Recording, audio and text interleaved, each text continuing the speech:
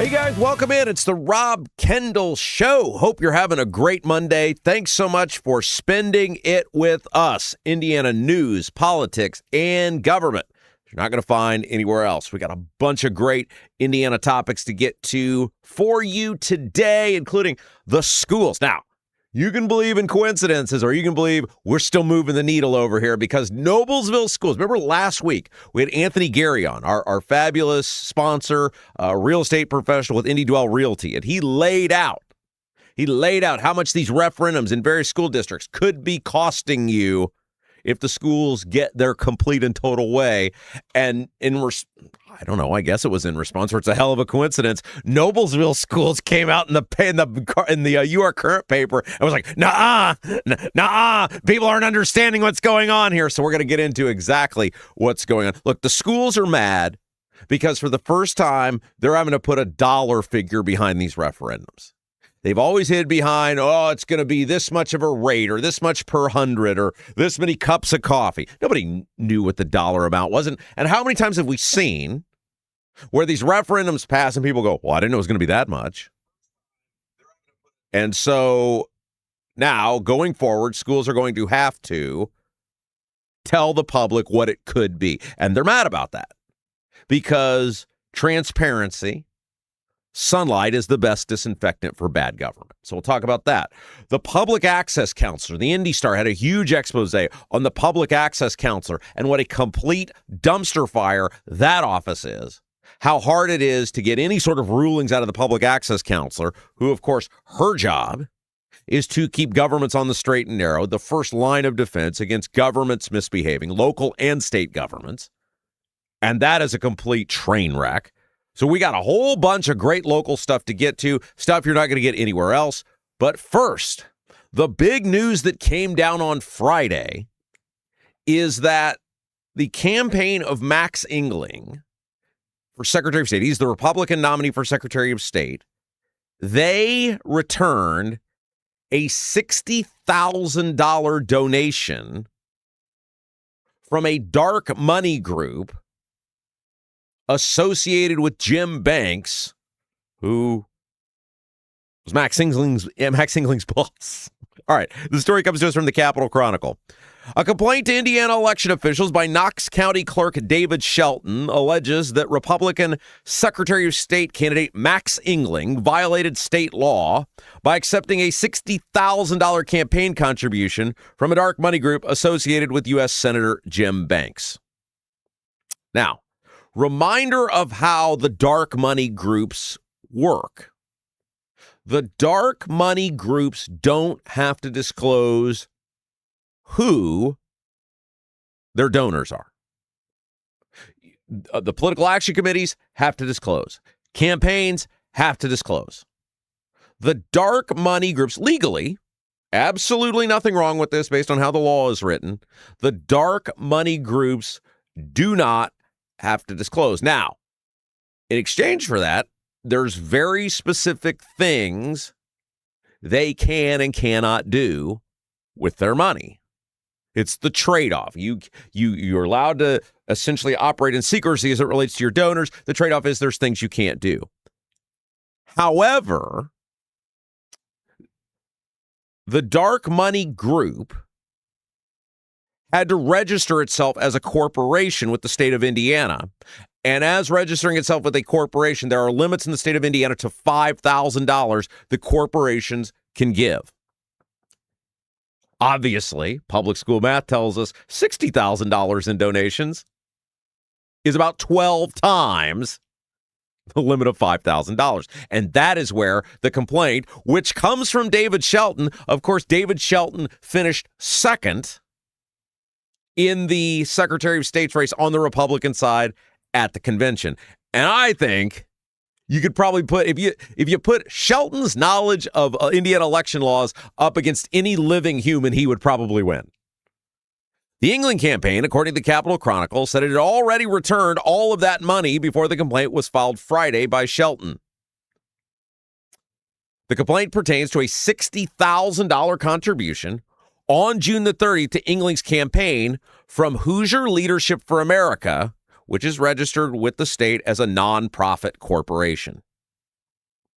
Shelton's complaint asked the Indiana Election Commission to take action against the Engling campaign for violating state law that limits corporations and labor organizations to a maximum of $5,000 a year in contributions to statewide office candidates. Now, this is where it gets really interesting, because you clearly have a group that is registered as a nonprofit corporation. Keyword there, corporation. The campaign limit from corporations to statewide office candidates is $5,000. $60,000 is clearly 12,000 or 12 times $5,000. And in the backdrop of all of this is that Max Engling was hand-selected by Jim Banks and a couple of others. Engling has said he said this in public forums, he only ran because Banks blessed the campaign. He wasn't going to do it as long as Diego Morales was running. And yet you have the Engling campaign accepting a $60,000 donation, 12 times the legal limit, from a group that has clear associations, ties, whatever word you want to use, with Jim Banks. The Engling campaign said Friday that the $60,000 donation was refunded on July 14th after being flagged during an internal review. The return will appear on the next report due in October. So he accepts the donation. He puts it on his campaign finance report, basically saying, look at me, because that's what the campaign finance reports this time of year are doing. It's showing other potential donors the ability to fundraise, the prowess that you have in terms of ability to raise money. He gets to raise all of this money. A group that's associated with the guy he worked for, Jim Banks, who he has admitted the only reason he ran is because Banks blessed his campaign. Yet, as you're going to see here, they claim they didn't know enough about this organization to how to label it properly or if they could accept the donation. Listen to this. This is where the BS really begins. And again, and again, the whole reason they had to pick Engling was because of the scandals, plural, the brazen incompetence, the brazen corruption of Diego Morales. That's why we have to get rid of Diego. And this is the opening salvo from the Engling campaign, accepting a $60,000 donation that I think you'd have to say, based on their own actions, they've clearly determined was not right to accept. Here's where the BS really begins. Listen to this excuse from the Engling campaign. Quote, we determined its entity type was unclear and thus refunded out of an abundance of caution. The donation was made via wire. Once a wire is made, we can't stop it, campaign spokeswoman Chloe Anagnos told the Indiana Capitol Chronicle. Okay.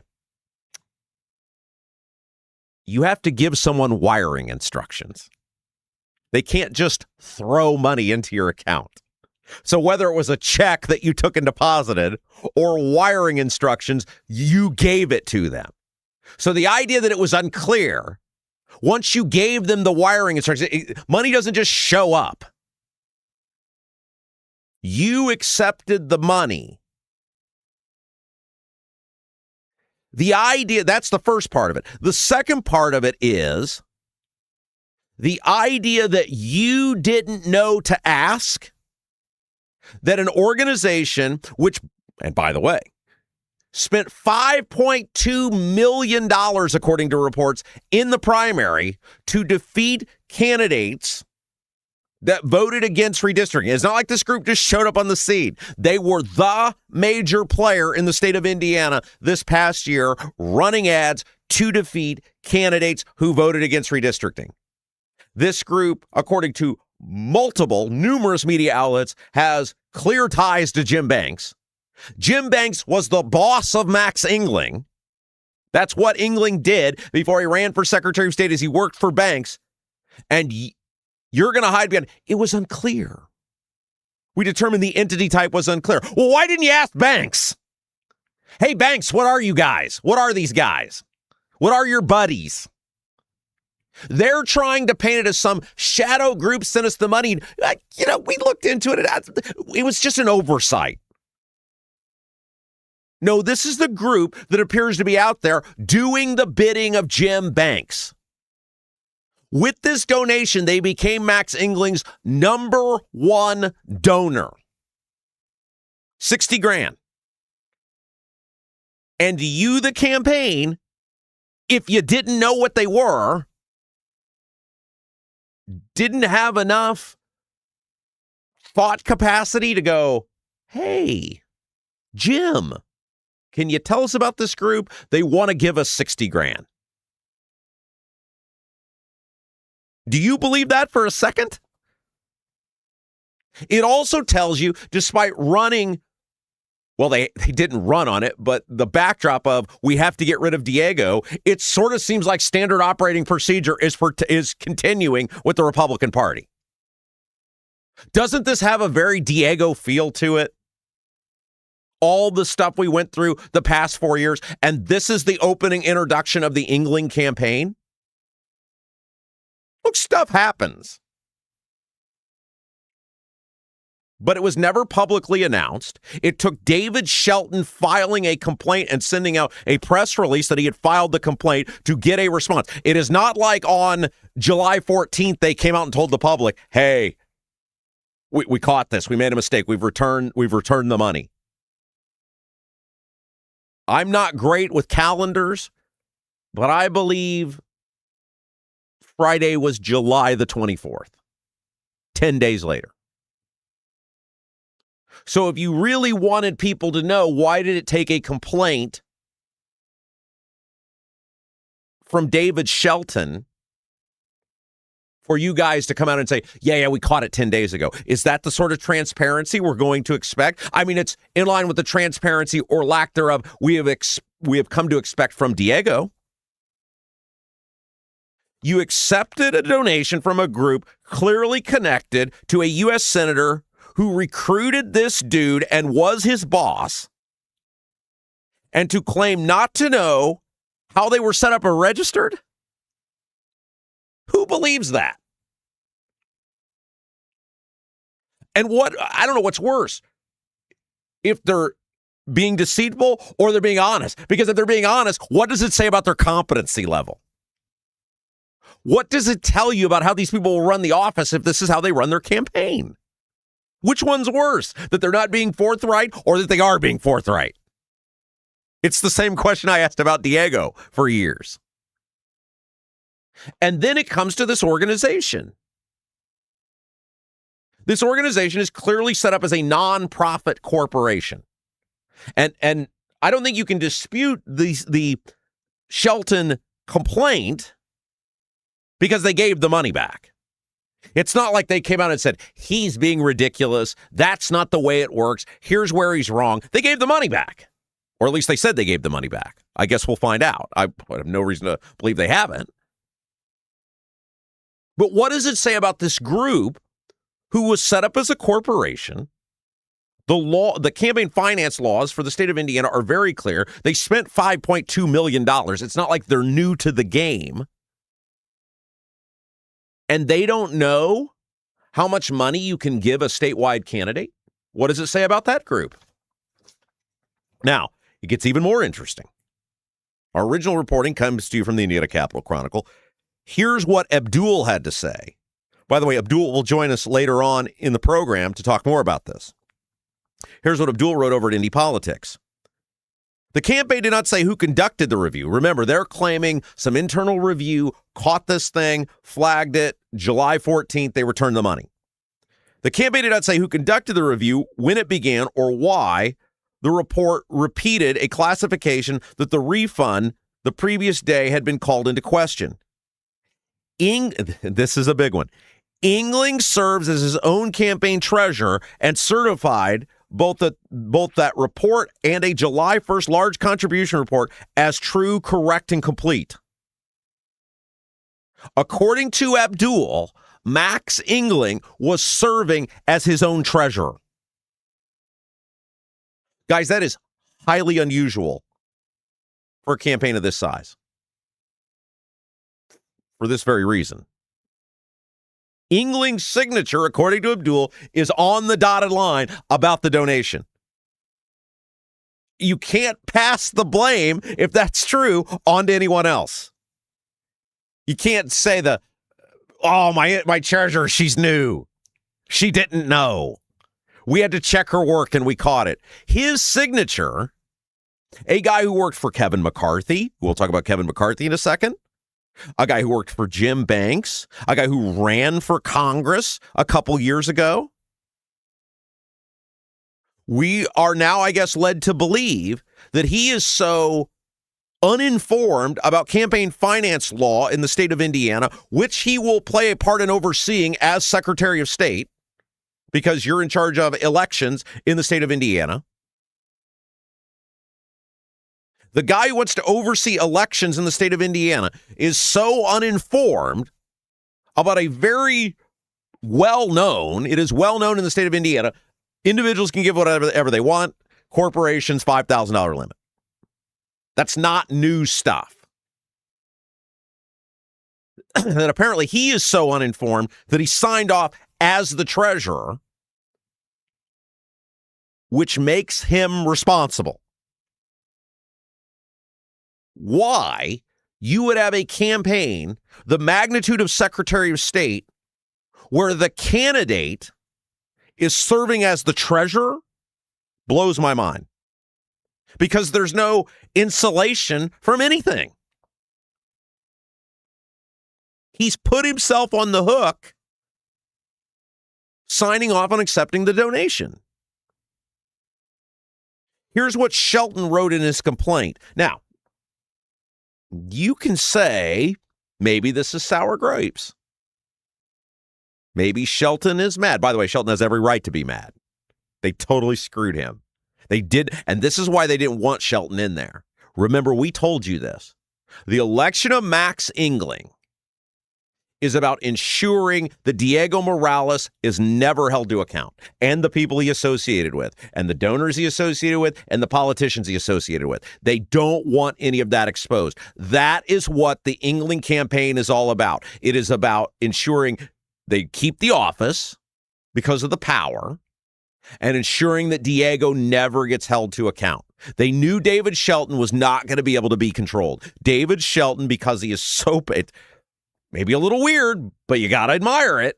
He's so passionate about elections and the integrity of that office that he absolutely would have exposed it, and they said, we can't have this.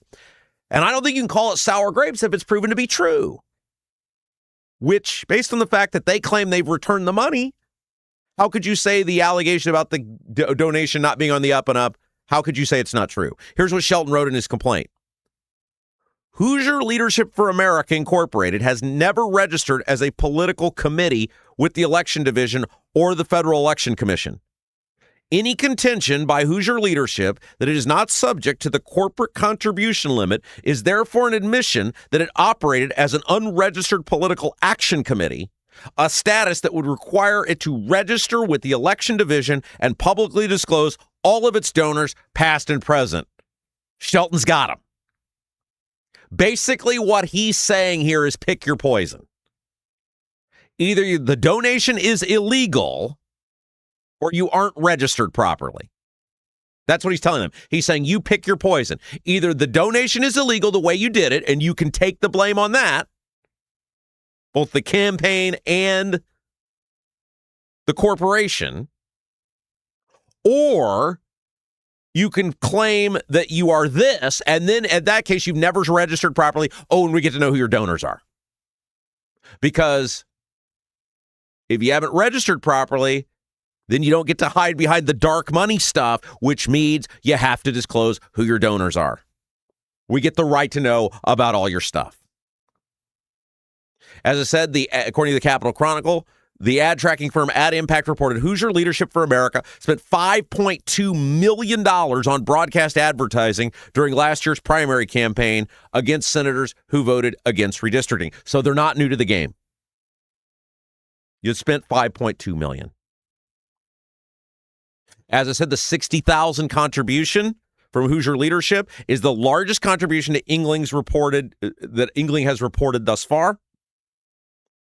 The next largest donor, Kevin McCarthy. $50,000 from Kevin McCarthy. Engling worked for about 5 years as an aide to Kevin McCarthy in Washington before moving back to Indiana in 2023 for an unsuccessful run for Congress, according to the Capitol Chronicle. I told you guys this during the week, 2 weeks, whatever he was in that primary. I said, I have no idea why all of these candidates running against him aren't shouting that this guy was the right-hand guy to Kevin McCarthy. I have no idea, because there is no more swamp creature than Kevin McCarthy.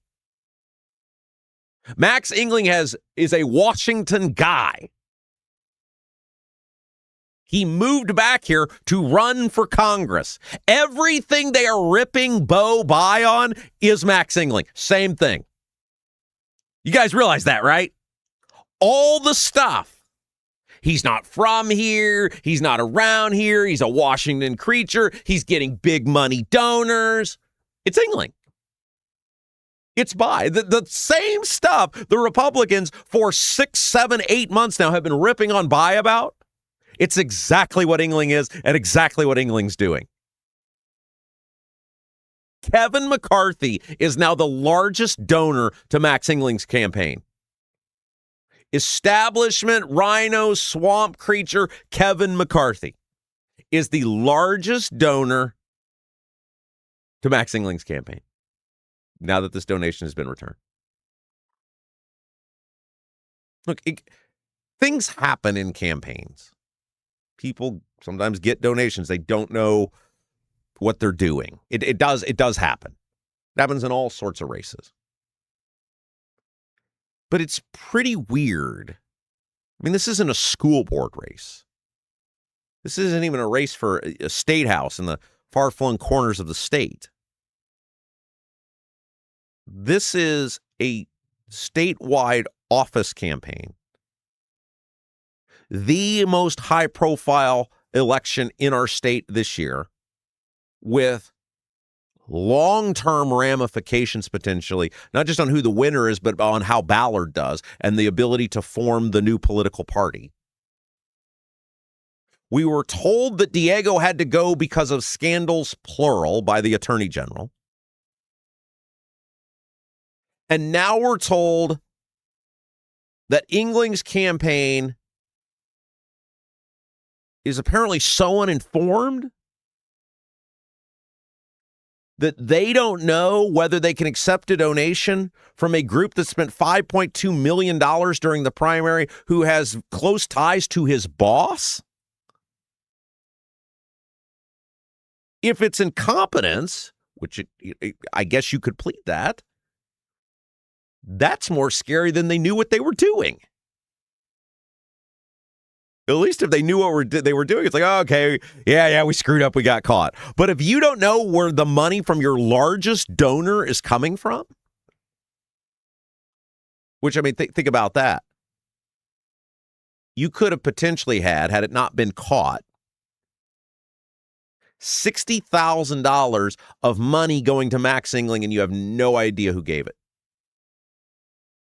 Which is the exact opposite of what campaign finance reports are supposed to be about. Campaign finance reports are supposed to be about, you can give money. We as the public have the right to know who that is so that we can judge who's giving money to our politicians, and then we can judge them if they're elected to public office or how they might serve in public office.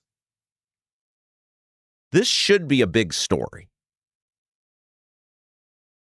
And it doesn't necessarily mean anything nefarious happened. If it's incompetence, that's a story. He's running for Secretary of State. This is not some small business operation. This is not some town council race. You're running for an office that is the most high-profile election in our state this year. It is, next to the governor, the most important office in the state of Indiana. You oversee everything from elections to businesses, people that have to register with the Secretary of State. And you claim that you didn't know whether you could accept a donation from your overwhelmingly largest donor. At a time where we were told you were put in there, you were put forward because you were competent. that you were the guy who could get it done. You're the guy that's going to reform the office. I think it gives voters some very, very serious questions, and I think rightfully so. We'll see what happens of it. I talked to Shelton on Friday. I don't think he's letting this go. I think he wants to see this thing through, and he should. It's a big deal. It's a big deal. Maybe we'll be able to get him on the show. He did say in his press release he's not giving any formal interviews. We'll see if he stands by that. We'd love to have him on to talk about how he found this, about why the complaint is valid. We'll see. That's his decision whether he wants to give interviews or not. We'll see what happens. Hey, guys, a couple of housekeeping notes. Number one, if you haven't done so yet, you can really help us out. Just do it right out of the gate. Get it off your plate. You can help us out by liking, sharing, and subscribing to The Rob Kendall Show. All you got to do, number one, give us that thumbs up. Whether you're watching us live or you're watching us on demand, help us grow The Rob Kendall Show. Give us that little thumbs up. Also, share us out. Facebook, Twitter, wherever, any social media platform you've got. Let people know about it. It's easy to share the live YouTube feed or any of the on-demand podcasting platforms. Welcome to those of you who are listening to us on Apple, Spotify, iHeart, all the places. And then last but certainly not least, whatever platforms you're finding us on, subscribe to those. Like, share, and subscribe. That's how you can help us grow The Rob Kendall Show. Also, don't forget, coming out with us Saturday, October the 3rd. Our great friend, sponsor of our third hour, John Rust, he's having a big old party at his palatial estate in Seymour, and you, the Rob Kendall Show audience, you are invited. There's no fee to attend. There's going to be patriotic music, antique car show, lunch catered by Double D's. I'm going to give a little speech about how amazing our country is. Of course, this is in the 250th celebration of America. Birthday cake, it's Jason's birthday. Man, it's going to be a blast, and John would love to have you there. Event starts at 12. As soon as it's over, you can head out to Seymour's Oktoberfest, which is going on the same weekend. All you got to do, totally free to attend, free lunch, catered by Double D's, the cake, the car show, all of it's free. Just email, you need RSVP, rustforamerica@gmail.com. Rustforamerica@gmail.com. Let John know you're coming, how many people you're bringing with you. He just needs to know to be able to know how much food that he needs to order. And so again, rustforamerica@gmail.com. We're going to have a blast Saturday, October the 3rd in Seymour. Come hang out with us. Anthony Gary, we mentioned him. We're going to talk about Anthony here in a little bit because I think his segment he did with us last week, I think it got the attention of some school people. He owns Indy Dwell Real Estate, and he doesn't just list homes for sale. He gets them noticed, he gets them shown, he gets them sold without you losing sleep or sanity. And I think as you guys saw last week, Anthony, he's into the details. He's into getting down to work. Anthony's trained with some of the top negotiators on earth and is ready to help you achieve your real estate goals.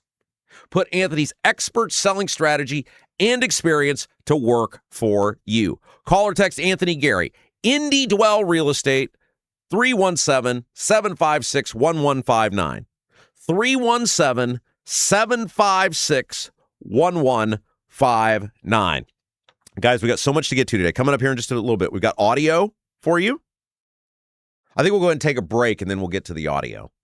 We got audio coming up, some great audio that I think you guys are going to love. We've got this huge report about the lack of progress from the woman who it's her job to hold governments, the public access counselor, hold them in check if they've stepped out of line.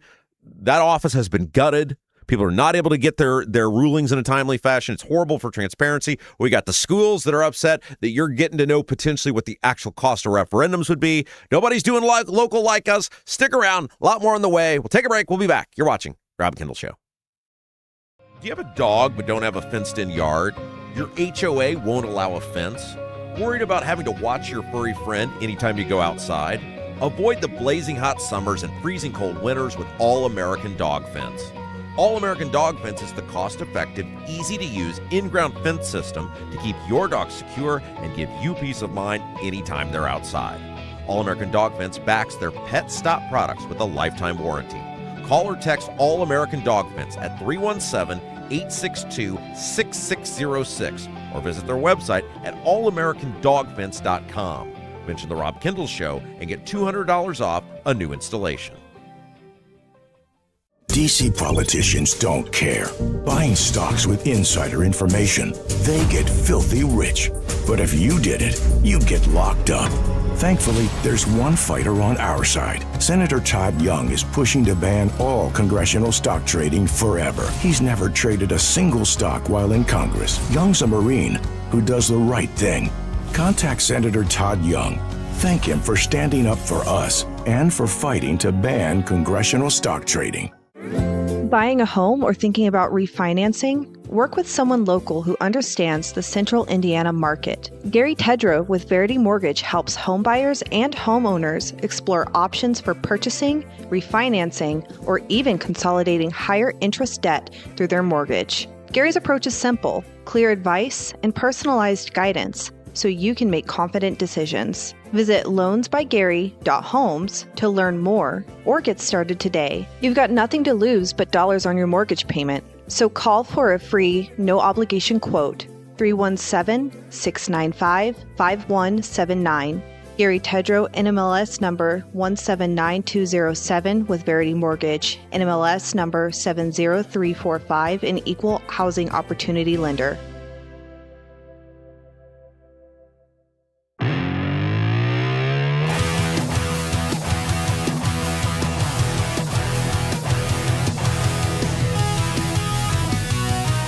Hey guys, welcome back. It's the Rob Kendall Show. Thanks for joining us. Hope you're having a happy Monday. Nobody does Indiana news and politics and government like us. We got a lot of great local stuff to get to. We've got some fabulous audio from over the weekend that some of it is very, very concerning. We'll get to that in just a moment. But first, you guys got a leaky chimney, water in the basement, cracks around the exterior of your home.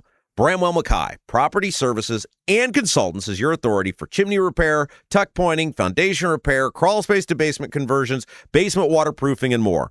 Bramwell Mackay doesn't offer quick patches. Their team of 40-year master masons and industry experts address the root cause and provide solutions that last lifetimes. Your home is one of your biggest investments. Treat it that way. Bramwell Mackay, BRAMWELLMCKAY, BramwellMackay.com, your masonry, foundation, and chimney specialists. Okay, let's get to some of this audio, and we're going to start with Bernie Sanders. Now, you guys know that henceforth after 2024, I said, no endorsements ever again. No endorsements ever again after Braun and Micah stabbed us all in the back. Because while they would have won anyway, there was no planet where Jennifer McCormick was going to win and Rainwater had imploded, and so they were going to win anyway. I got a bunch of the polling that was going on, then they were going to win. But my goal was, I said, hey, if I support these guys, we can keep them engaged in the property tax discussion for as long as possible, and hopefully that will deliver meaningful property tax reform to all of you. Obviously, that didn't happen. Both of these two idiots stabbed us in the back. They fled. They've been a disaster. And whether Braun and Micah would have won or not, I'd look myself in the mirror each day and say, man, I said vote for these guys. And while my reasoning, my heart was in the right place, ultimately I said never again. Because you just, no matter how much you try to vet people, you can't ever know if they're going to deliver or not. And let's face it, most of these people, even when they say all the right things, even if they don't implode personally or professionally, just they don't deliver. They don't follow through because they're not actually interested in you. And so I mean, it sounds ridiculous, but I own that. I said, hey, lesson learned, never again. No matter whether your heart's in the right place or not, I will tell people how I vote. I will tell who I'm voting for when I make the decision. I will say what a vote for each person means, but never again am I telling people, go out and vote for somebody. And I think you guys have seen, I've held true to that. Well, this year, same thing. When I determine who I'm going to vote for, I'll tell you who I'm voting for and why, but it's not an endorsement. I'm not standing behind people because I don't have the ability to vet these people to the point it would need to be an endorsement, and I'm never doing that ever again. But these politicians in Washington, like Bernie Sanders and Trump, they endorse all of these people and they know nothing about them. Think about all of these people. Remember Trump endorsed that woman that was running against Greg Good, and he didn't even know what office she held. He got the office wrong. He doesn't. These Senate candidates that he endorsed, he wouldn't know them if they walked in front of him. And on the left, you've seen Bernie Sanders has sort of become the de facto, on the left, you need his endorsement. You want his endorsement. And he endorses all of these people, and he knows nothing about them. It's the same thing.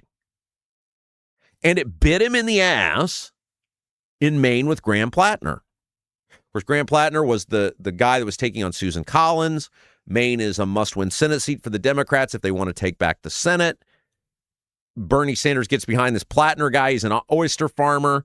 And as soon as he starts running, basically, all of this stuff starts coming out on Plattner. Like, apparently some of it very well known.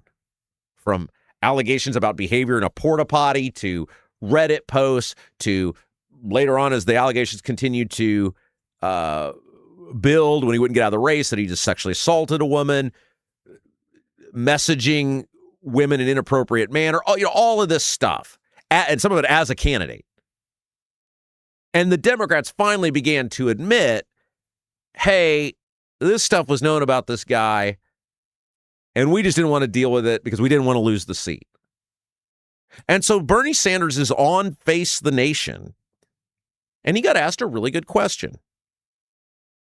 And that question was, in light of this complete lunatic, Plattner, who apparently a bunch of this stuff was known about him, and you put your name behind him, and Bernie Sanders is the reason Plattner got traction. When Bernie Sanders came out, because Plattner was running against the sitting governor of Maine, I think Mills is her last name.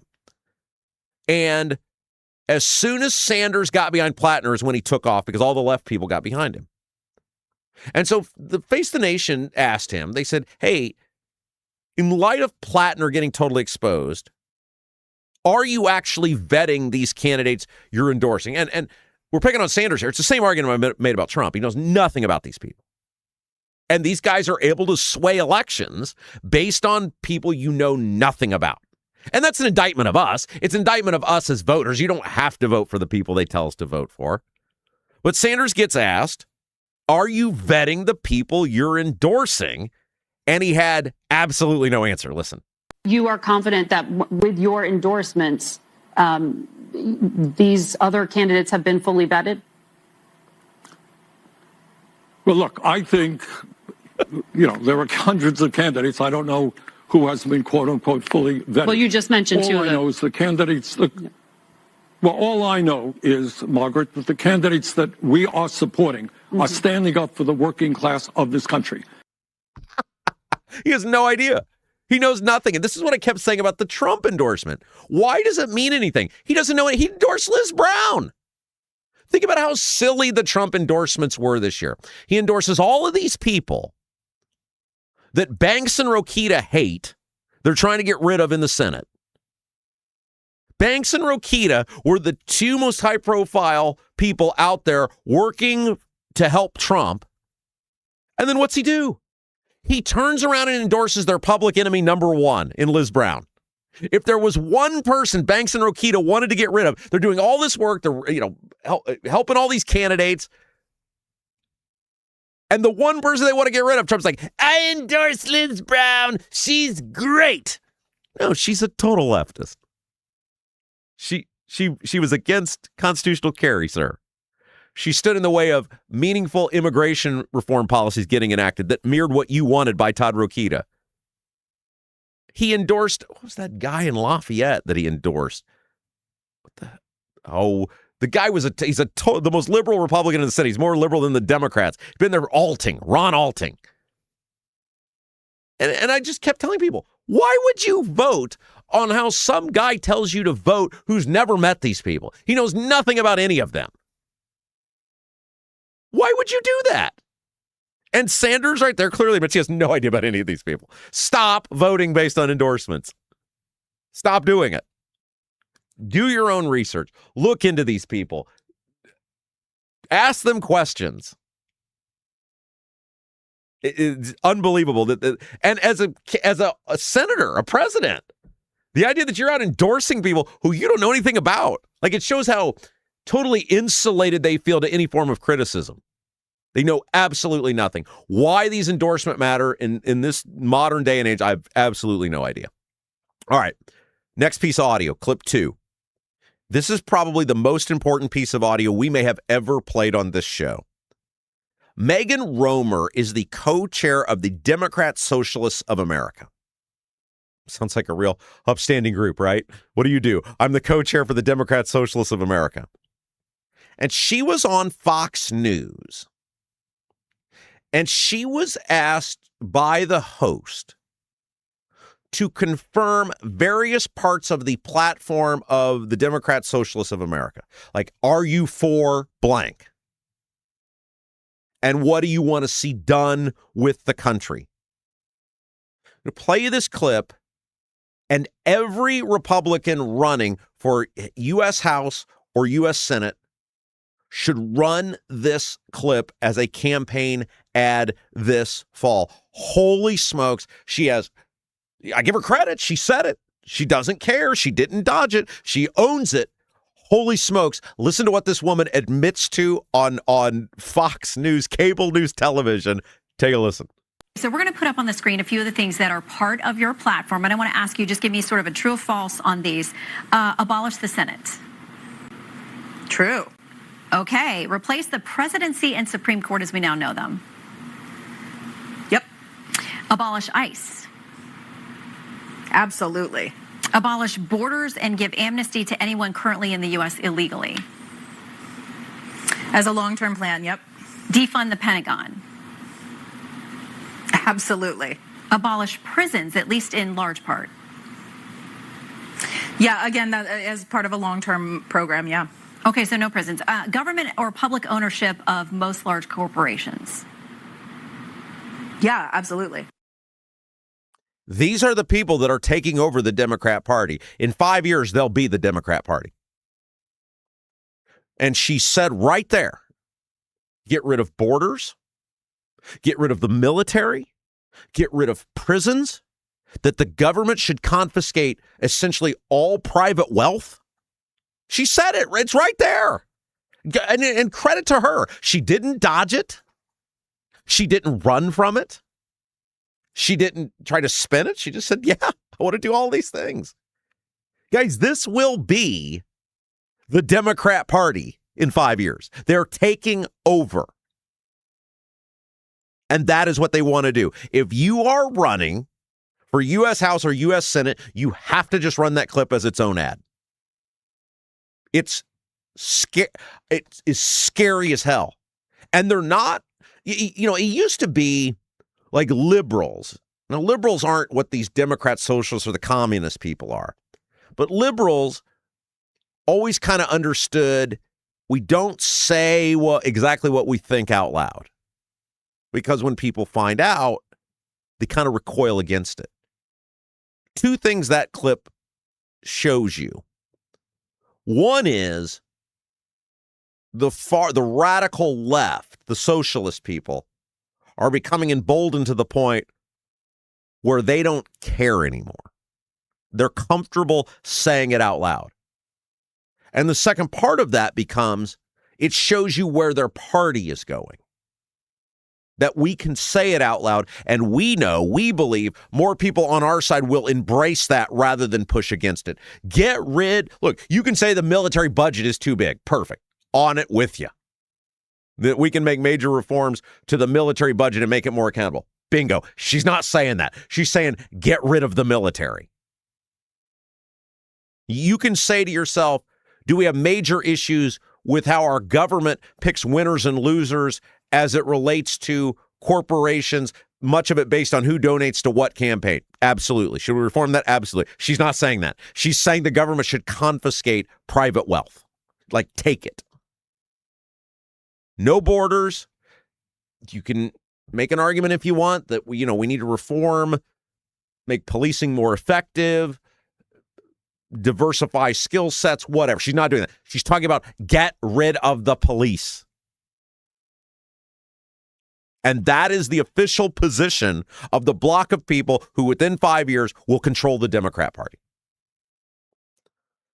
All right.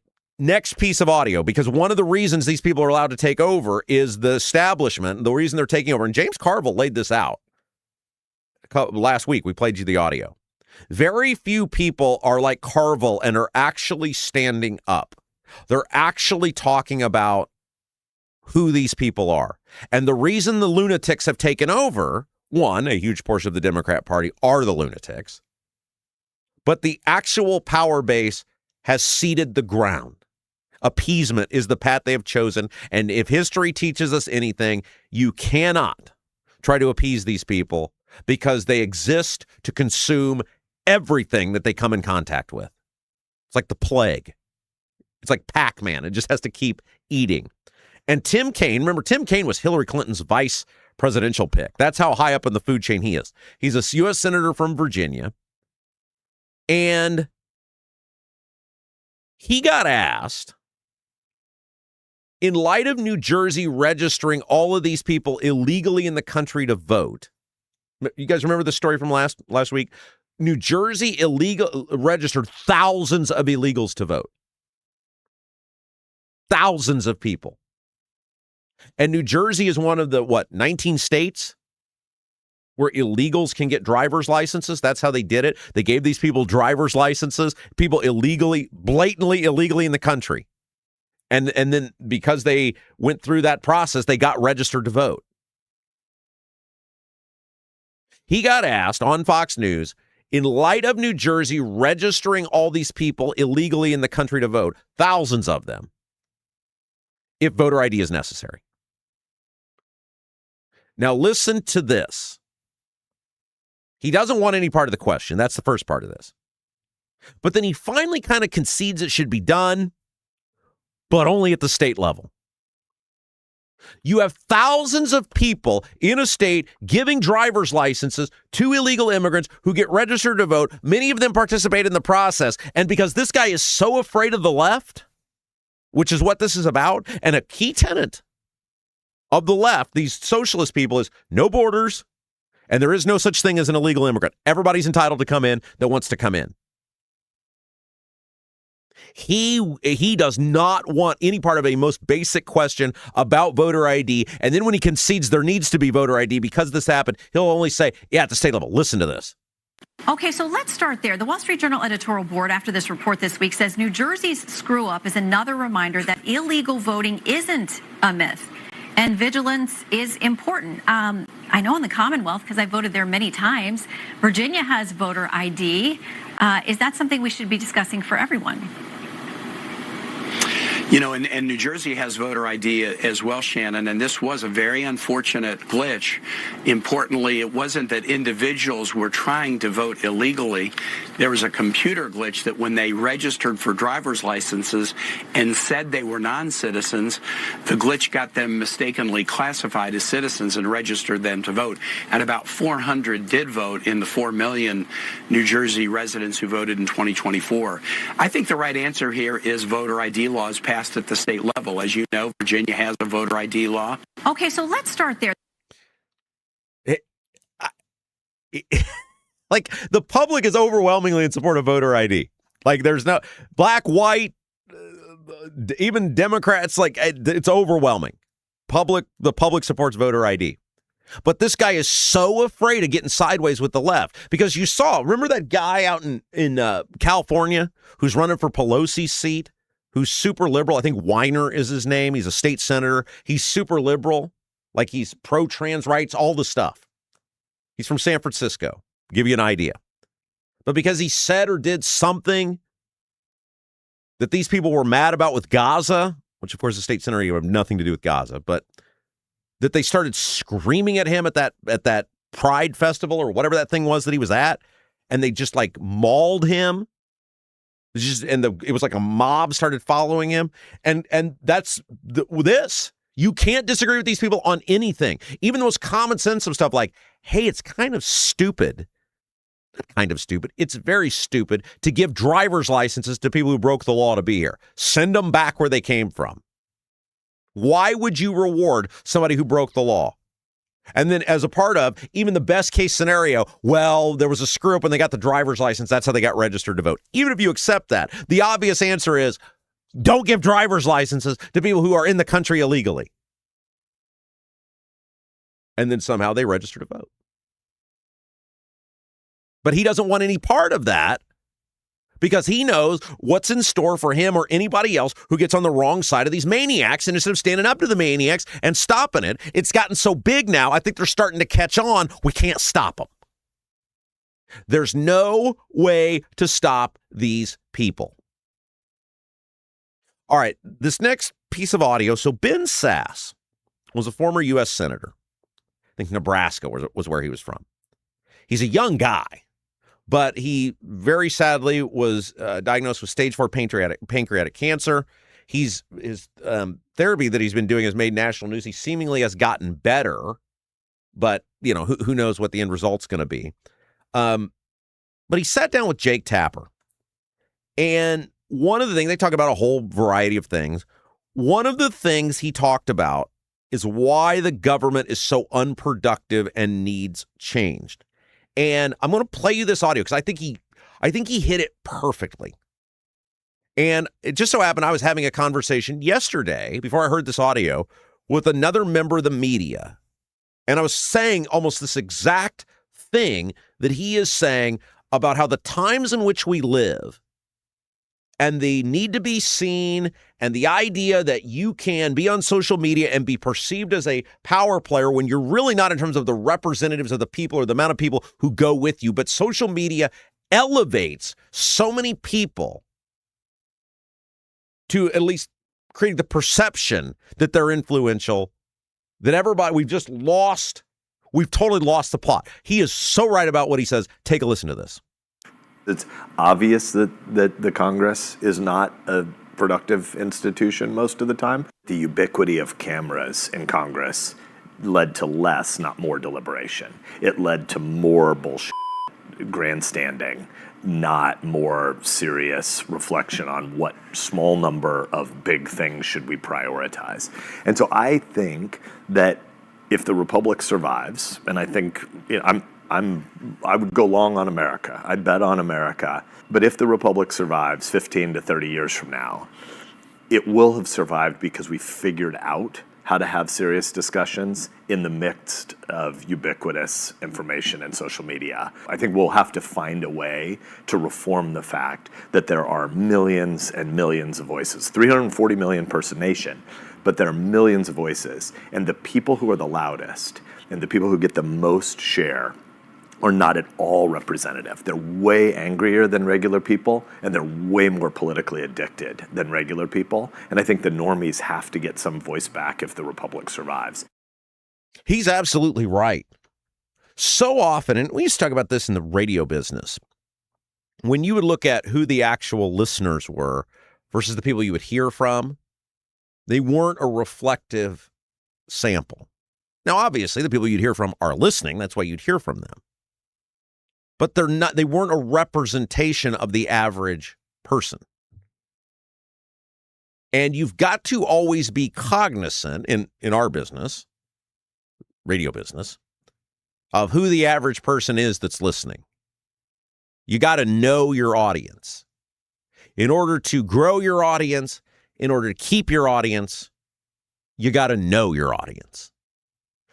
For some people, that's harder than others. But it's the same thing is true with politics. There's a whole world out there that is not on social media. There's a whole world. We talk about that middle ground. I'm not even saying like middle ideologically, but I'm saying about middle in the sense of like they're middle in their temperament. They go about their lives. They do want a government that's run efficiently. They do want a government that's run effectively. They will vote for people who they believe can deliver that, but they're not on Twitter shouting about it 24/7. If you do that, fine. I'm on Twitter all the time too.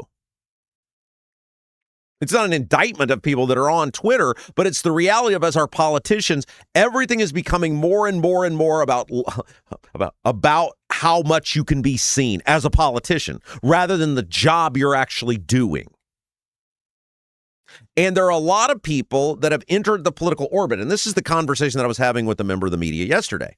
There's a lot of people who have entered the political orbit who recognize within a year or two they can elevate themselves dramatically if they just get seen or shared by the right people.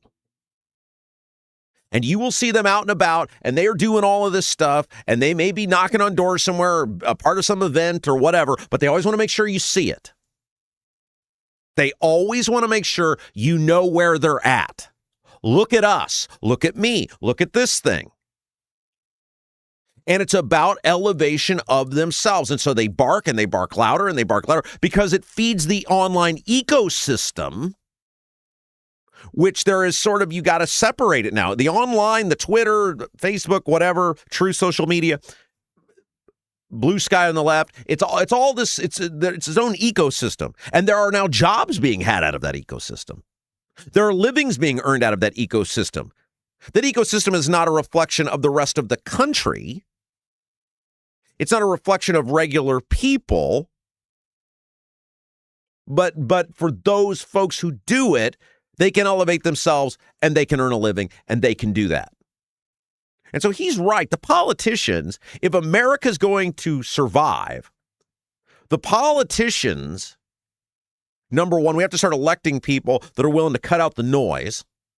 Good luck with that. And two, we ourselves, in a sense, have to cut out the noise because our politicians have started to cater to that very small group of people relative to the size of the country and make their decisions and their actions based on whatever's best for that and to get noticed and liked and propped up on that rather than what's best for us. All right, one piece of audio. I always try to, I'm not always successful with this, but I always try to have one sort of non-piece of political audio when I play for you guys. And especially if there's like some interesting thing or life lesson or whatever. And I found this, and it's actually from about a year and a half ago, but for some reason it started making the rounds on the internet again. And I thought this was so interesting. It was such an interesting insight into the mindset of competitive people. Like, how do successful people think? How do they operate? How do motivated people operate? And it's Arnold Schwarzenegger. And he was on this podcast. Is it Kreischer? I think is his last name. He's a comedian. He's the guy that always takes his shirt off. He's kind of a robust dude. He does the whole bit with his shirt off. Bert Kreischer, I think is his name. And Tom Segura. They have a podcast. It's called Two Bears in One Cave. And Arnold Schwarzenegger became buddies with these guys and agreed to do their podcast. And it was like fascinating to see him on there with them. And one of the things that he talked about with these guys was his drive to make the most money. And how in the 1980s and the 90s, he really had one primary competitor in terms of action films, and it was Sylvester Stallone. And how his drive, I mean, and you can tell in this clip, it was a real drive for him. I have to make more money than Stallone. Even if it's a movie I don't want to do, I got to make more money than Stallone. And I thought listen to this, about the competition between Stallone and Schwarzenegger in the 80s and 90s to make more money than each other. And that became the driving force because they'd become so successful. Listen to this. I was getting $1 million now for Conan #2, right? This was 1983. Yeah. And then I'm reading, I said, Sly just made a deal to get $5 million for a movie. So I said, what the f***? Yeah. I mean, it's like, okay, I'm a fifth. This has to stop. So I worked my way up, and I did everything I could. Eventually, the next movie, I got $3 million. Then it was like always doubling. Then it was $6 million. And so this is how I got up. And then eventually, I remember I got $10 million, I think it was for Total Recall. And it was in 1989. And Sly signed a deal for... in one of his movies, in #3, for $15 million. You're just always said, like, Jesus Christ, I can't catch up. What is going on here?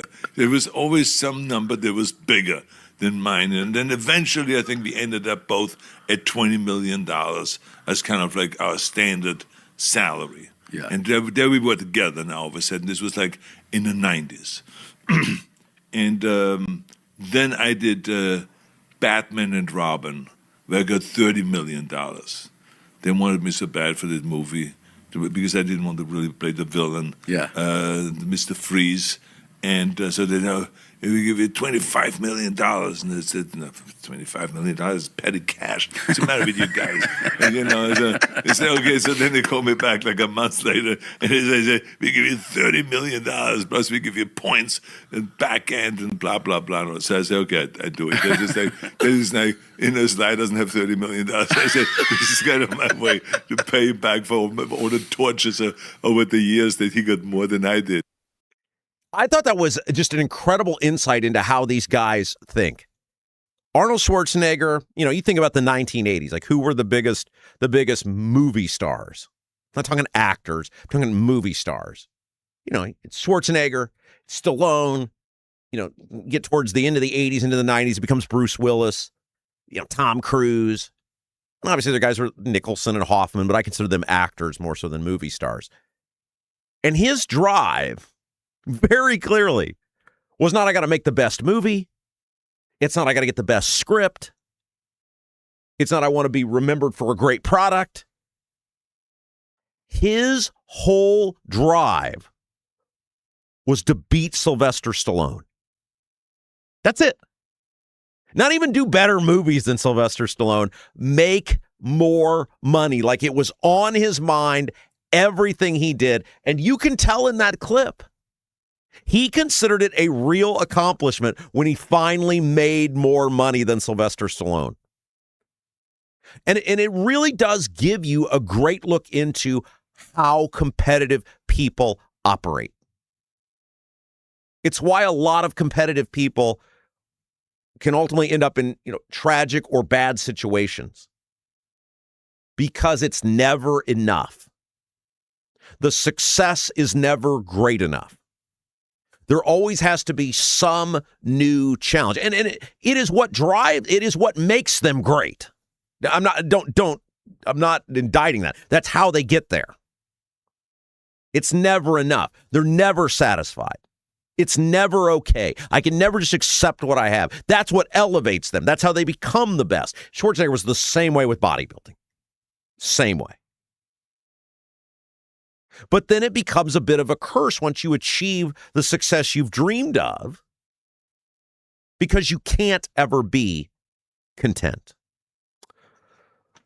So that's our audio for today. You guys have a dog but don't have a fenced-in yard?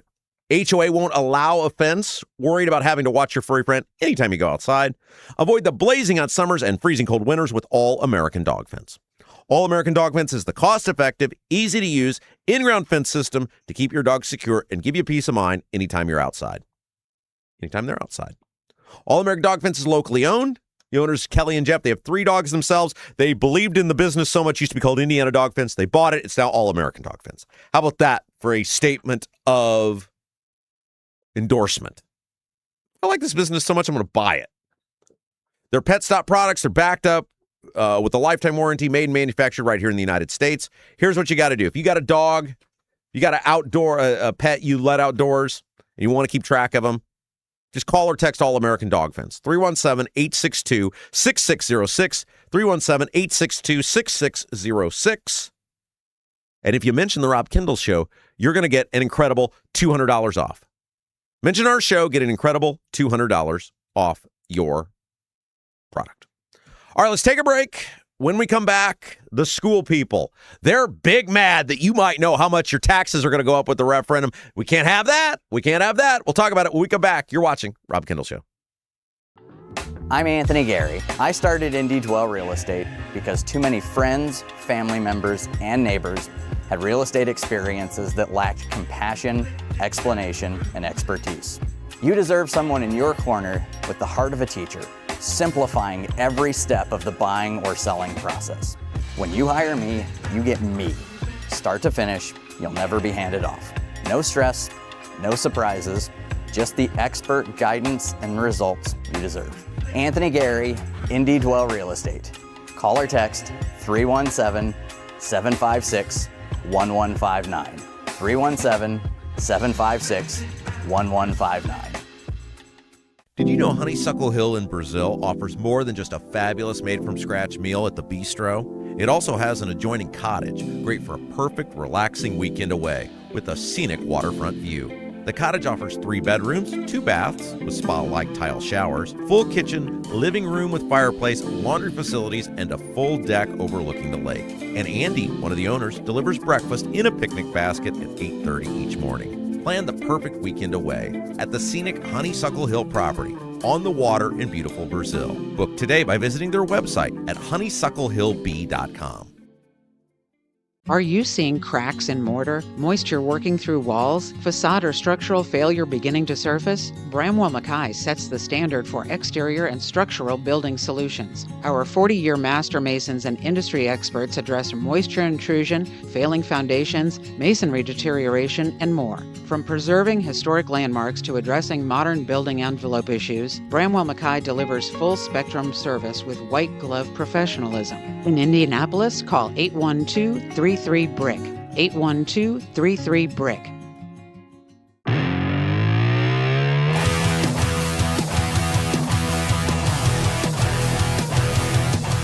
Hey guys, welcome back. It's the Rob Kendall Show. Thanks for joining us. Indiana news and politics and government you're not going to get anywhere else. Help us out. If you haven't done so yet, please hit the little thumbs up button. That really helps us grow the program. You know, we ask it. It's called like, share, and subscribe. Don't forget, we got a website too. RobKendallShow.com. RobKendallShow.com. You can see articles of our favorite segments each day posted up over there.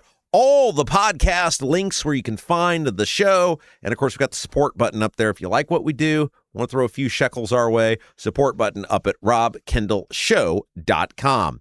Hey, we got to talk about these schools. The school people are the worst. And now they're mad. Now they're upset that they've got to actually tell you what your tax increase might be this year with the referendum. We'll get to that in just a second. But first, have you found your next home but haven't sold your current one yet? One of the biggest challenges homeowners face is coordinating the sale of their current home with the purchase of their next one. Gary Tedrow with Verity Mortgage helps Central Indiana families explore bridge loan and home equity solutions that may provide flexibility during the transition. Whether you're moving up, you're downsizing, or need to access your home's equity, Gary takes the time to understand your goals and walk you through your options. Visit loansbygary.homes to learn more. Loansbygary.homes to learn more. Gary Tedrow, Verity Mortgage, NMLS number 179207, Equal Housing Lender. And Gary's been with us. One of those folks has been with us from the beginning. We couldn't have done it without Gary. All right. Let's talk about the school people, shall we? So remember last week, and one of the things I've talked about for years is the referendums. There's a variety of reasons referendums have been passing. One of them is they've been able to do them. The schools have been able to do them in primary elections where very few people vote. The school people know they'll get their people out to vote. And because most people in many cases don't even know there's an election, the referendums pass. The state of Indiana changed that last year, to where you can only have referendums in even years in general elections. Now, you know my belief, we should get rid of the referendums altogether. Either we have tax caps or we don't. Either you have tax caps or you don't. And if any time a school doesn't like how much money they're getting, they can go for a referendum, you don't have tax caps. You're always playing defense against the school system. But if you're going to have referendums, that's a good way to start trying to police them to some capacity. Put it in an election where people know to show up and vote. Put it in a non-primary year, or non-primary election in even years. The Congress, the president, the Senate, when these people are up for election, so that you're going to get a higher turnout. Higher turnouts work against referendums because the average person is going to vote no. If you look at most of these school systems, they don't win because the majority of the community comes out in support. People don't vote. And look, if you don't vote, it's on you. If you don't show up to vote, then it's ultimately on you. If you don't care enough to go out and spend 5 minutes to vote for your own pocketbook, then I guess you kind of get what you deserve. But if you look at the vote totals in these referendums, it's not like they're getting a majority of community. They're getting their people. The schools are getting their people to turn out. And it's a plurality of the people who vote. So they win in that fashion. Putting a referendum in a even years when most people know to vote and putting it in the general election will solve some of that issue. Now, the overlying problem exists, which is you shouldn't have to, if we have tax caps and they're in the Constitution, you shouldn't have to, on the regular, have to go out and always be worried about defending your right to tax caps. One of the other things that's changing is schools are going to have to tell what the actual dollar impact could be. For years, they've been able to hide behind, well, it's how many cents per 100. That means nothing to the average person. Most people don't even look at their property tax bill. Most people don't know about their property tax bill. Most people don't understand their property tax bill. And being able to say it's so many cents per 100, the average person has no ability to conceptualize what that means in terms of an actual tax increase because they just hear, well, it's only so many cents. Well, I mean, do the math, right? Like if it's 22 cents per $100 of assessment, that's $2.20 per $1,000 of assessment. If you have let's just say a $300,000 home, you would multiply that 1,000 by 300, and that $222.20 per 1,000 gets multiplied by 300. You're $660. That's how you went from, well, it's only 22 cents per 100. Well, it's a $660 tax increase. But they've never had to do that until now. Part of the new law is making the language more clear for people on what the actual dollar impact in their community is going to be. And the schools are upset about this because they have thrived on the lack of transparency that existed in the referendum statute. They've thrived on being able to play in a rigged system where they can guarantee their people will show up to vote, but most people won't know. And they've thrived on being able to hide the actual dollar impact that the referendum is potentially going to have on the people who live there. If I told you your taxes are going up $660, that's way different than me telling you the taxes are going up 22 cents per 100. And they know that. And they in the past have always hid behind, because I've seen this with referendums. I've seen administrators say this. I know that language is confusing, but that's how the state requires we say it. That was always their crutch. We'd love to be more transparent with you. The state requires we write it this way. What is a poor singing orphan superintendent to do? Well, now the state has changed that. And the schools are upset about that because they weren't actually upset about it. They wanted you to believe that they were upset about it. So remember last week, this is the power I think this program still has. No matter where we're at, we still are needle movers. And you can believe this is just the world's biggest coincidence, the timing on this. It just happened to go this way, or we're still the voice that matters. So last week, you guys recall, we had Anthony Gary, Indy Dwell Real Estate, owner of Indy Dwell Real Estate, real estate sponsor here on the Rob Kendall Show, come on our program and crunch the numbers in these communities on how much the referendum could actually raise taxes in terms of a dollar amount. We said take the median home, which is the language they're required to use, and tell us how much that's going to raise taxes for could raise taxes for a median homeowner. Now remember, median is right in the middle. Here's the lowest property in the community. Here's the highest property in the community. Here's the one in the middle. That's the median. And he laid it out, and it's scary.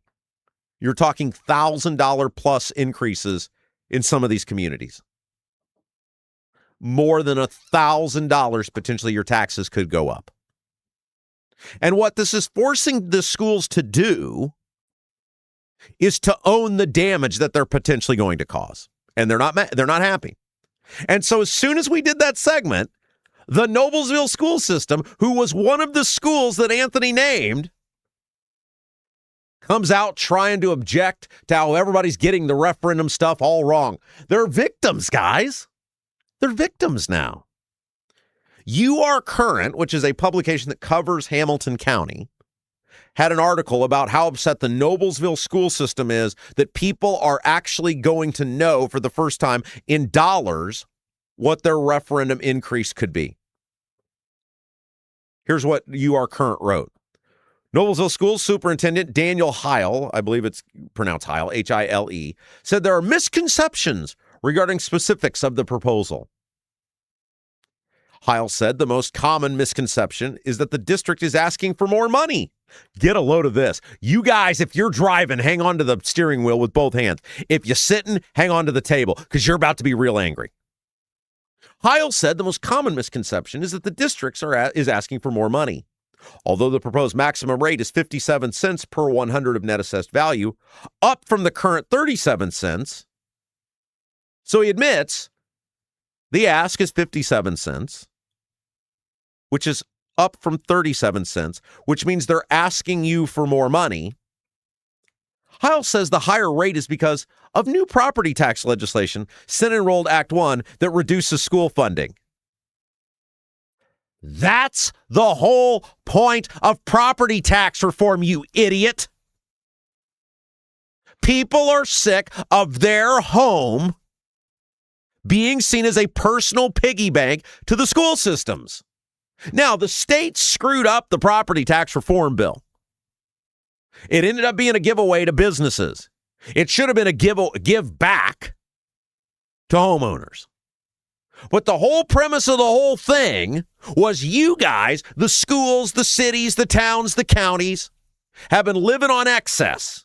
You guys have been living on Easy Street, living in grandiose the past 5 or 6 years with these skyrocketing assessments. You've taken too much money. You've spent too much money. It's time to put a stop to it. And instead, this guy, the superintendent of Noblesville Schools, says, well, we got to go for this referendum. And don't see it as it's a misconception that we're getting more money because we want to make sure we keep the same amount of money that you've had to pay more for.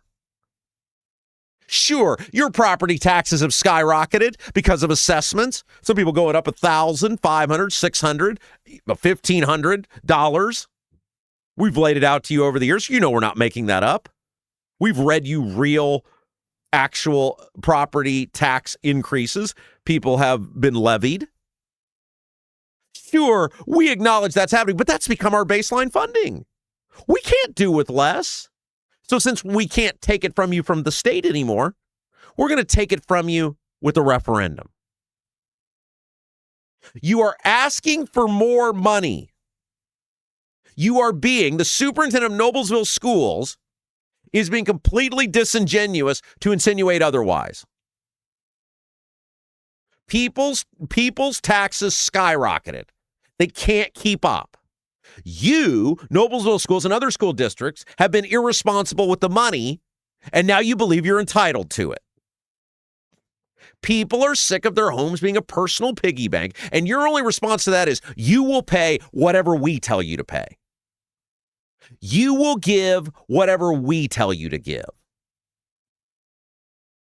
What a piece of garbage the superintendent at Noblesville Schools is. How dare you? The arrogance of this guy, the entitlement of this guy to believe everybody else should do with less, which is exactly what has happened the last 5-6 years in this state as property assessments have skyrocketed. Incomes have certainly not kept up with the increase in property taxes. All the people have had to do with less. But when you get asked to do with less, you extend both of your middle fingers to these people, the people of your community, and say, how dare you ask me to do anything with less? Now, I'm going to read you his quote, and I have no idea. This is, again, in the You Are Current publication. I have no idea what he's actually trying to say here. But again, what is abundantly clear The school people in Noblesville, and it is true for school districts all across central Indiana and across our state, believe they are entitled to as much of your stuff as they want. They'll figure out what they want, and you shut up and you pay it. You deserve nothing. You exist to fund them. Here's what he said. Over that time period, it is increasing each year how big of a deduction will be applied to people's assessed value, which in turn, when it comes to collecting money through taxes, is basically turning the collection in the wrong direction. He believes them getting less is the wrong direction. He's saying that out loud. You keeping more and him getting less is the wrong direction. If you live in Noblesville, that's what your appointed superintendent thinks of you. You saving any money and him getting less is the wrong direction. You paying more and him getting more, that's the right direction. It's going to artificially lower it year over year until it's fully implemented, and then it'll stop. The whole premise is government should not exceed its citizens. Citizens should not be brutalized, which is what has happened with property taxes in this state, so that you can have more. You have enough. All of these school systems, Carmel, Southeastern, Westfield, Noblesville, Ben Davis, Wayne Township, Brownsburg, Avon, Pickett. You have enough. People are sick of seeing new field houses, of seeing new football stadiums, of seeing these massive tennis court complexes. And then some superintendent comes out and sings the blues about how they don't have enough. We're not moving into new and bigger houses. We're not moving into mansions. When do we matter? To the superintendent of Noblesville, you don't. You don't matter at all. What he's basically doing, what this asshat is basically doing, is trying to make you think they're going to ask for this huge amount of money. Sure, they've totally screwed you. He's admitted, essentially here, that he thinks your job is to shut up and pay, and that them getting less if you get more is bad. What do you refer to it as? Wrong direction? Yes, the collection in the wrong direction.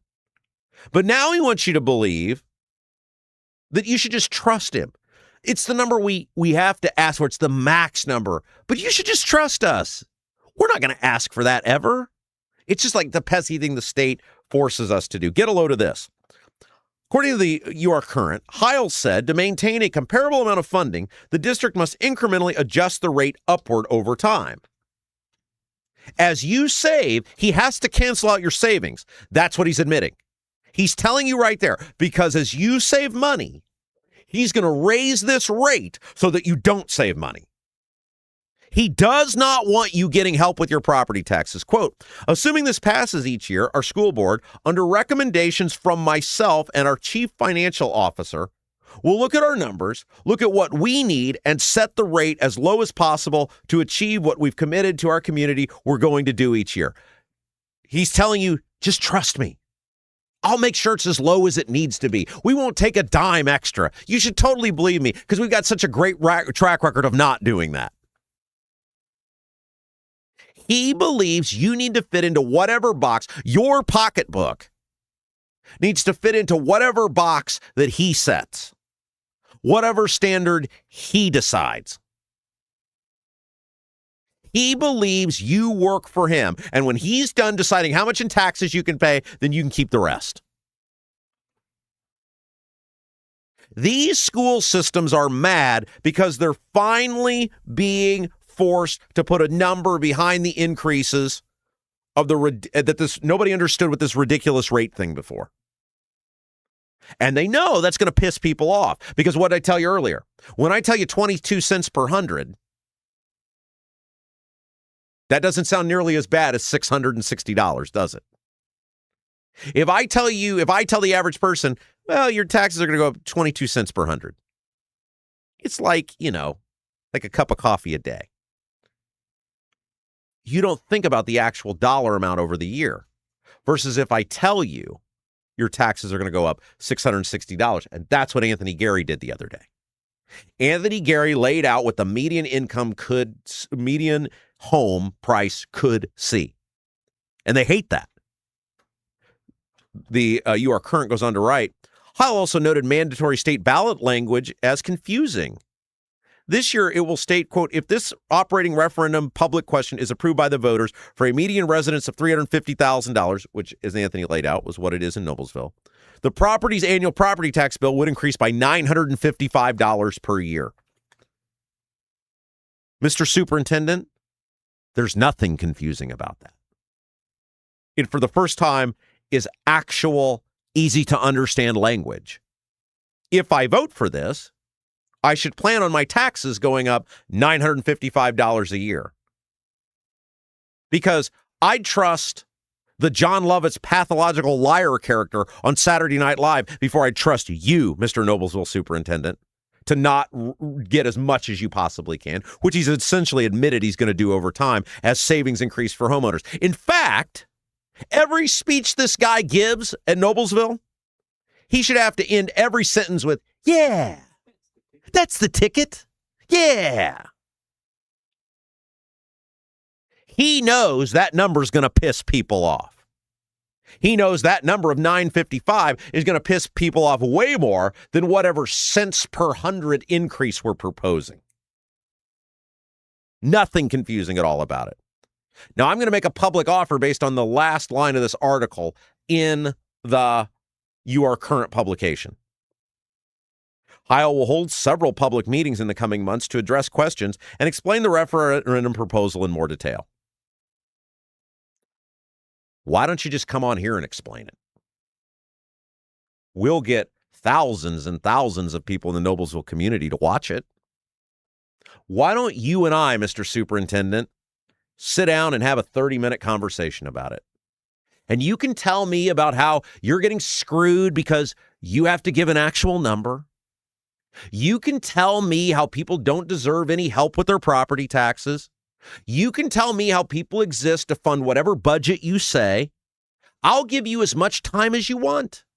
Even why would you have these little community meetings? They're going to take all sorts of staff time and resources. I mean, we clearly know you don't give a damn about how much money you spend. But why don't we just do it here? This is a public invitation for the Noblesville school superintendent to come on here and have a conversation and explain to me about why it's bad that the person gets to know what the median increase could be. An actual dollar amount. About why Noblesville schools shouldn't have to do with less, it's the people should have to do with less. About why people should pay whatever you say for whatever budget you create. I'm extending a public invitation for the Noblesville superintendent to come on and have that conversation. We'll see if he takes me up on it. Not optimistic. Hey guys, did you know the Honeysuckle Hill property in Brazil is about more than just the bistro? Bistro's fabulous, right? It's open Friday, Saturday for dinner, Sunday for brunch buffet, but there's also the cottage. And the cottage is awesome. I've been there. It's great. It's right on the water. It's right next to the bistro. It's in the woods. The scenery is amazing. And the cottage offers 3 bedrooms, 2 bathrooms with spa-like tile showers, full kitchen, living room with a fireplace, laundry facilities, and a full deck overlooking the lake. Oh, and of course, Andy, the owner, who did our fabulous Rob Kendall Show sign, he delivers your breakfast each day, 8:30 a.m., in a picnic basket. The perfect weekend away. Scenic Honeysuckle Hill property on the water, in the woods in beautiful Brazil. Book by visiting their website, honeysucklehillb.com. Just Google Honeysuckle Hill Bistro. It's the easiest way. And you can reserve your getaway at the cottage by calling 812-443-3003. 812-443-3003. Check this cottage out online, guys. You will not be disappointed. Coming up at 11, Abdul is going to join us. But we're going to take a quick break. When we come back, by the way, Abdul is going to join us to talk about the $60,000 donation Max Engling had to return to this dark money group that's affiliated with Jim Banks and some of the details on that. But when we come back, the IEDC is at it again. They're spending $1 million. And you won't believe on what. I mean, I'm not saying it's going to surprise you because none of these people do surprises anyone anymore. But you won't believe what the IEDC, remember Braun said, it's all going to be reformed. It's all going to be different. It's all going to be better. It seems to be the exact same stuff. We'll tell you about it, how your money's being, well, wasted's a strong word, but how it's being used. And then you can decide if it's being wasted. When we come back, you're watching Rob Kendall Show. I'm Anthony Gary. I started Indy Dwell Real Estate because too many friends, family members, and neighbors had real estate experiences that lacked compassion, explanation, and expertise. You deserve someone in your corner with the heart of a teacher, simplifying every step of the buying or selling process. When you hire me, you get me. Start to finish, you'll never be handed off. No stress, no surprises, just the expert guidance and results you deserve. Anthony Gary, Indy Dwell Real Estate. Call or text 317-756-1159. 317-756-1159.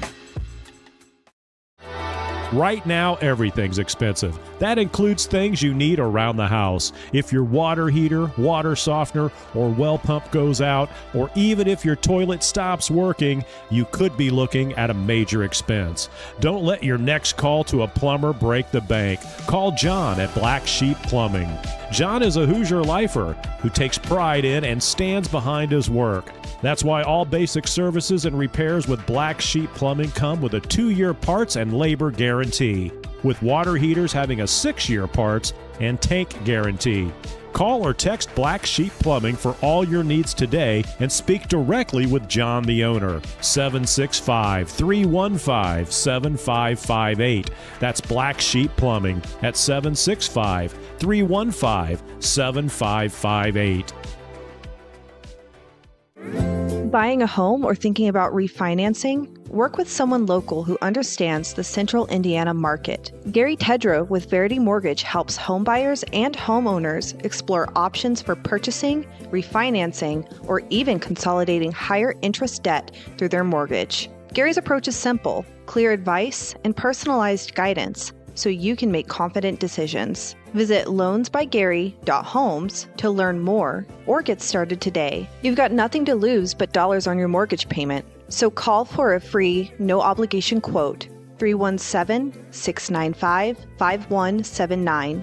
Gary Tedrow, NMLS number 179207 with Verity Mortgage, NMLS number 70345, an equal housing opportunity lender.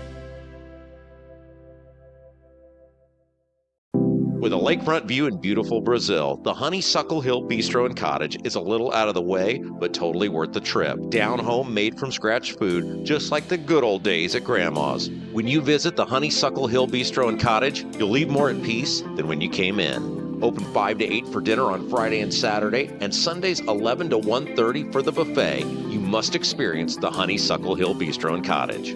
Call 812-443-3003. 812-443-3003.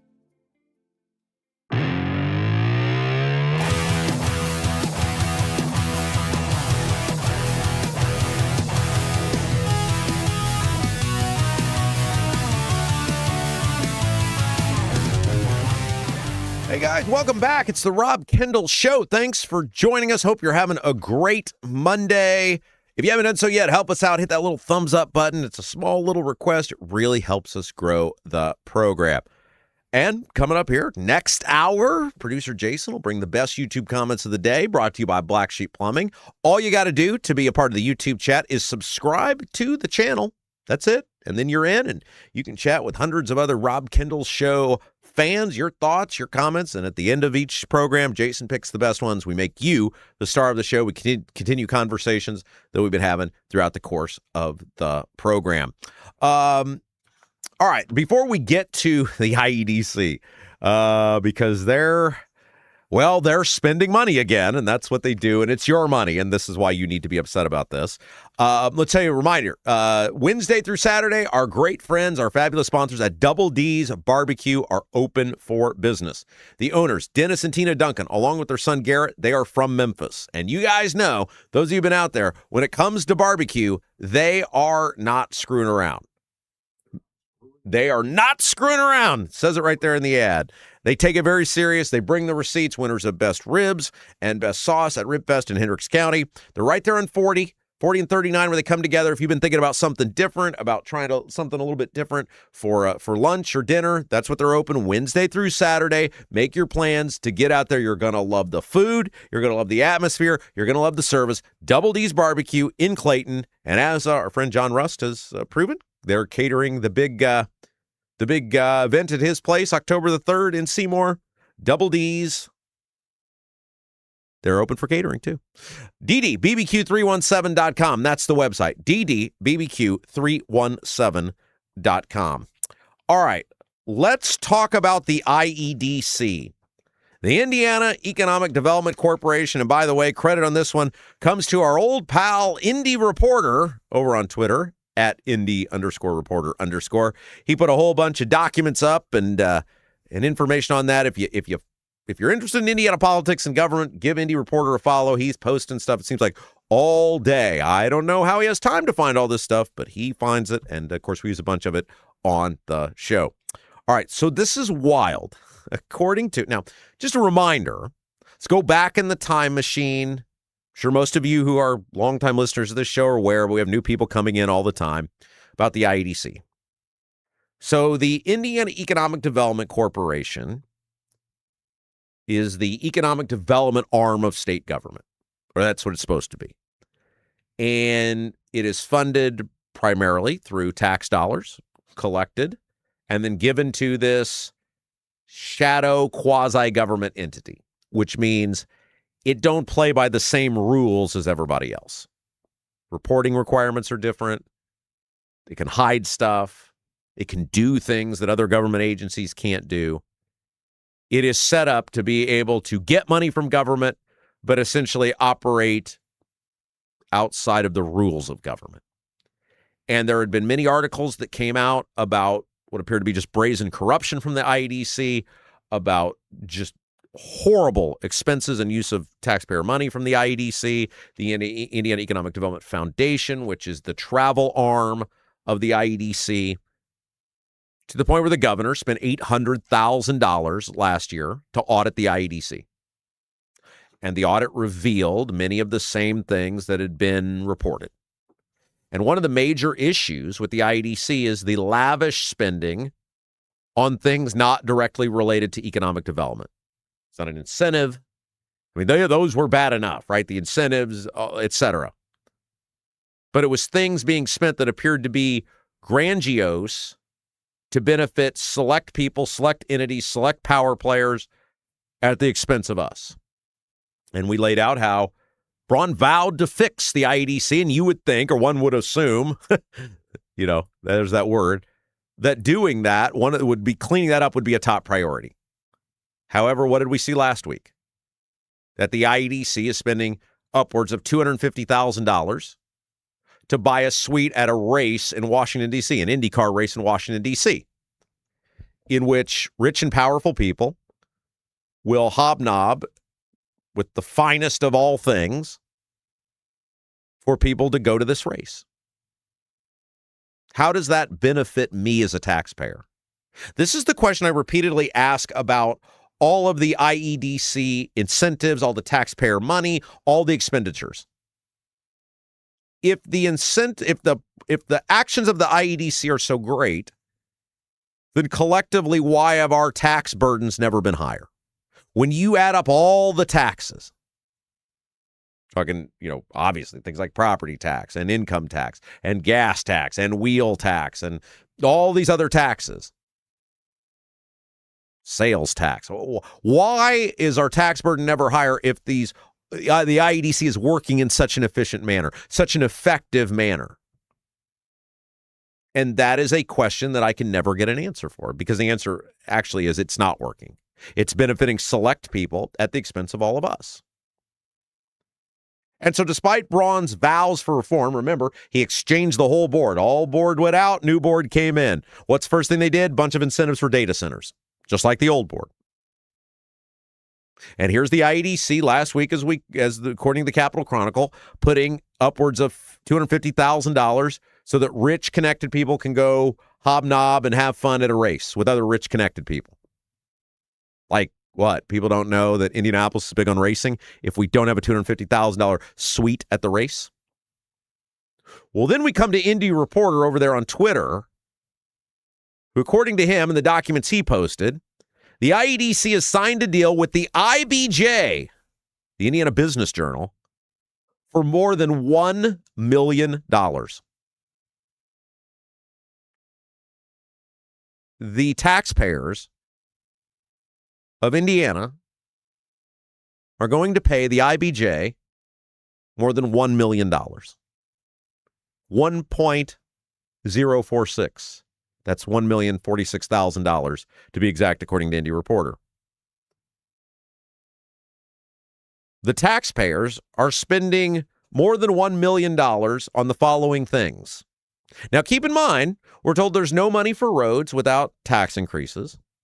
We're told there's no money to give you back, despite a $5.3 billion surplus, projected $5.3 billion surplus. And yet we had $1 million to give to the IBJ. And this is nothing against the IBJ. Fine publication. If you can get the money, take it. I'm not faulting the people who are getting the money in this case.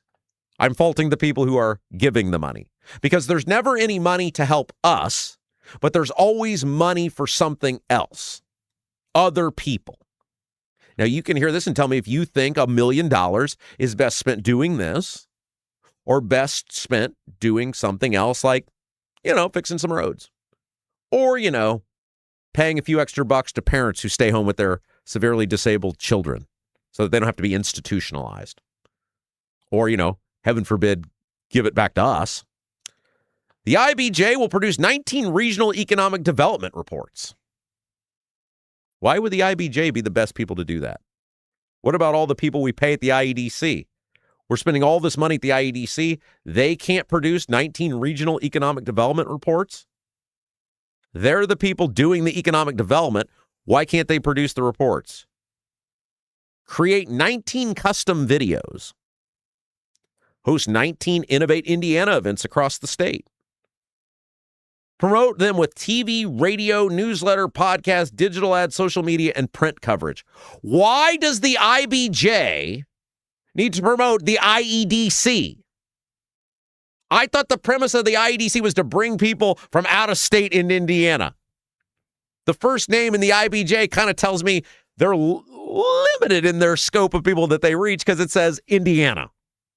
The same way as my podcast is Indiana News, Politics, and Government. I accept that people without ties to Indiana, we're not going to get a lot of listeners. Why would the IEDC, the Indiana Economic Development Corporation, need to advertise with the Indiana Business Journal for economic development? Wouldn't everybody here kind of know what they're doing with economic development? Provide 50 complimentary registrations for local officials and dignitaries at every event. What? How does any of this make my life better?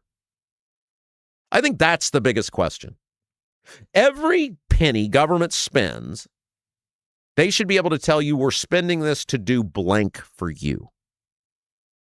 Now, I would fill in the blank with saying squat. We're doing this to do squat for you. And again, I am mad at the IBJ. If somebody's going to throw money at you, you take it. Good on them. I'm upset with our government because there's nothing in there that I see that go, that's a function of government. It's not a road. It's not a bridge. It's not a sidewalk. It's not the police. It's not firemen. It's not the military. It's not the border. It's not my water and sewer. It's not snow removal. It's not trash. I mean, it is trash, but it's not like picking up the trash. There's nothing that I laid out to you that you say, wow, what a vital function of government. That's going to be a great use of $1,046,000. According to Indy Reporter, they're going to spend just under $500,000 this year and $547,000 next year. I think the takeaway from this is nothing's changed at the IEDC. There's nothing we're seeing that would lead me to believe that anything different is happening than what happened at the previous IEDC. We're still spending big money on sporting events for elite people to be able to go have a great time. We're still throwing huge money at media corporations. And we're still not seeing tangible results of the economic development on how it benefits me. I don't see where my life is better.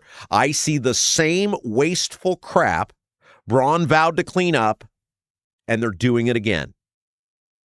It's cyclical. Nothing has changed at the IEDC. Anthony Gary, our guy, he owns Indy Dwell Real Estate. And he doesn't just show houses. He finds you homes with everything you're looking for. If you're in the buyer's market, Anthony's the guy you need going to bat for you. He explains your options. He gets your offer accepted without you losing any sleep or sanity. He takes the worry out of it. He's your guy. He's your advocate. Anthony's an expert negotiator, and he would love to get to work for you, putting you in the right home at the right price. Put Anthony's expert buying strategy and experience to work. Call or text Anthony Gary, Indy Dwell Real Estate, 317-756-1159, 317-756-1159. So have you guys heard about this immigration rally that's taken place, or immigration event, I guess I should say, that's taking place on August the 1st? Have you guys heard about this? Okay, so there's this mysterious anti-immigration event supposedly planned in Fishers. But nobody knows much of anything about it. The Indy Star is one of a couple of news organizations who has dug into this, who has tried to get a handle on what exactly is taking place. And there's some things that are very odd about this anti-illegal immigration event supposedly planned for August 1st in Fishers. Here's the first thing that Indy Star reported. Governor Mike Braun declined to speak at the event. That should be a red flag to everyone, because anti-illegal immigration is right in Trump's wheelhouse, and we all know Braun lives to pucker his two lips right on Trump's butt cheeks. And the idea that there would be this event in Fishers around anti-illegal immigration and the governor says, I want no part of it, that is a red flag.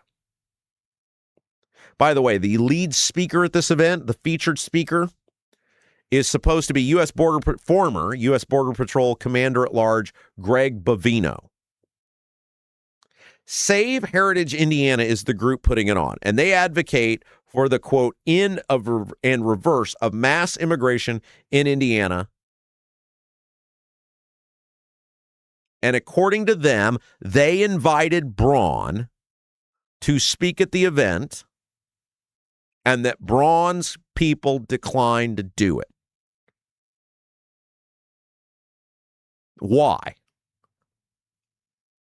What does the governor know about this event that is completely in the wheelhouse of Trump and Trump supporters, who Braun is clinging to like grim death at this point because he's lost most of the people, and he says no thanks? What does he know? Now, here's the other part of this that is very weird. And I've not talked about this event before now because there's just not enough known about it. I was like, I don't know enough to have a take. Now things are starting to come out that I'm going to have a take on. The rally, the event, costs $50 to attend. You have to pay to go to an anti-immigration rally. That's kind of weird. You're getting charged to go to a rally. And they allegedly won't tell you where it's at until you pay the $50. Can you imagine, like, if that was a concert? Hey, Mellencamp's coming to town since he was just here. Where's he at? Can't tell you. What kind of songs is he going to be playing? Nope. How long's the set list going to be? Nope. You got to pay, and then we'll tell you. It could be one song. It could be at Ruoff. It could be 30 songs. Could be at White River. It could be in somebody's backyard and be 3 songs. You don't know until you pay. Like, what event works that way? You don't get to know about the event until you pay us $50. Oh, and by the way, you have to be vetted according to the Star before you're approved to buy a ticket. They have the right to say, no, you can't come. I don't know if I've ever heard of this before. That a group says it will not disclose the location of a charged event. On social media, the group has said it is not disclosing, according to the Star, the location of the event publicly so that guests can, quote, have an honest conversation without being harassed by those who oppose free speech. Well, I don't think telling people where an event is or what the event's going to entail, if you're asking me for $50, is harassing those who oppose free speech. Hey, you want to police off the event? You want to say, hey, we know because there is going to be a counter protest plan. We don't want people to get disrupted or disturbed at our event. We're going to have police there. You know, we're going to rope the thing off. You got to have a ticket to get to a certain point. Great. All for that. Totally fine. But it's like a major red flag that you won't tell people where the event's at. You won't tell them what it entails. And until they give you $50, and even when you give the $50, they have the right to say, no, you can't come. It seems like a very weird way to host, to promote an event that is supposed to be about getting people fired up about getting people that are in the country illegally out. I'm for that. I'm certainly not paying $50 to go support it at an event. I don't know what it is or who's going to be there or what we're doing. I'm not paying $50 to go express. I mean, that's insane. What sort of people would pay to go do that? And no offense to Greg Bovino, it's not like you're selling Taylor Swift. Nobody woke up each morning and was like, man, I can't wait for the Greg Bovino event. But yet, this is the way this group is operating. There's also apparently a $500 VIP meet and greet in Carmel the night before. Okay, Jason, is there any person you would pay $500 to meet? Any person on the planet? Nope. He says no. Me too. Go for it. I don't think there's any person I'd pay $50 to meet at this point. I've met all the people that I wanted to meet. Except Rob Kendall. Yeah. He says he'd pay $50 to meet me. You can meet me for free, October the 3rd, John Russ Palatial Estate there in Seymour. All you got to do, rustforamerica@gmail.com, RSVP. There's something very odd about this event, and the fact that the governor doesn't want any part of it when it should be like in his wheelhouse, that is a red flag. No video. I mean, it'd be one thing to say, hey, I can't make it, I'll do a video for you, whatever. But he doesn't want any part of it. And that should tell people something. By the way, a counter-protest to the rally is planned on the afternoon of October 1st at the Roy G. Holland Memorial Park. Look, I have no idea what these guys are up to that have planned this event. Save Heritage Indiana. It's your event. Do whatever you want. If you're trying to get people to your cause, this is the worst possible way to do it. If your goal is to get large numbers of people to support you and support your cause and rally for your cause or do whatever activism that I would assume you're trying to get out of this, this is the absolute worst way imaginable to accomplish that goal. One other thing I wanted to get to real quick, because it's an important story, and then Abdul's going to join us. He has been covering the Max Engling returning that $60,000 donation from the dark money group, and he's got a bunch of information on that. So we'll talk with Abdul about that here in just a moment. But there's a new report in the Indy Star about the strangling, essentially, of the public access counselor. And the public access counselor is the person that people send complaints to when they believe governments, both local and state, have acted inappropriately, and then it's the job of the public access counselor to issue an advisory opinion. Not a court of law, Can't make anybody do something, but usually governments comply with the public access counselor's advisory opinion. And the Star did an article about how per statute, the public access counselor is supposed to issue an advisory opinion within 30 days of a complaint. However, Ginny Ruby is the new public access counselor. She was put in power under Britt. During her 16 months in office, the Star is reporting that it's taken her an average of 250 days. 250 days. That's what? That's 2/3 of a year, right? Or about 8 months to issue an opinion. It's 3 times longer than what her predecessor, Luke Britt, was turning out during his final 2 years in office. Now, we have seen the legislature attack the public access counselor over the past couple of years.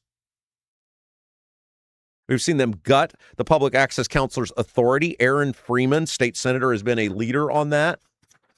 And we are seeing a funding cuts to the public access counselor. The public access counselor only has a couple of employees now. And as we laid out, 2 weeks ago now, the highest paid person in her office is an attorney that works for the governor. Doesn't even work for the public access counselor. They've also changed that. It used to be the public access counselor served terms, a 4-year term that transcended office. So if you had it from a Republican to Democrat or Democrat Republican, you would have the same public access counselor. It's supposed to be a non-political position, not supposed to be able to be influenced by politicians. They've changed the law to where the public access counselor now serves at, quote, the pleasure of the governor, meaning the governor can hire or fire the public access counselor at any time. And Aaron Freeman, who is the leader of changing the laws on the public access counselor, which have clearly delayed the public access counselor's ability to do her job. I mean, you're looking at 250 days average turnaround time when it's supposed to be 30. 3 times the amount of time of her predecessor. Aaron Freeman said, quote, "I'd do it again tomorrow. It needed to happen." It's another glaring example of how our state legislature is doing everything in their power to keep you from knowing what's going on. Holding people accountable, getting the truth out of your legislators.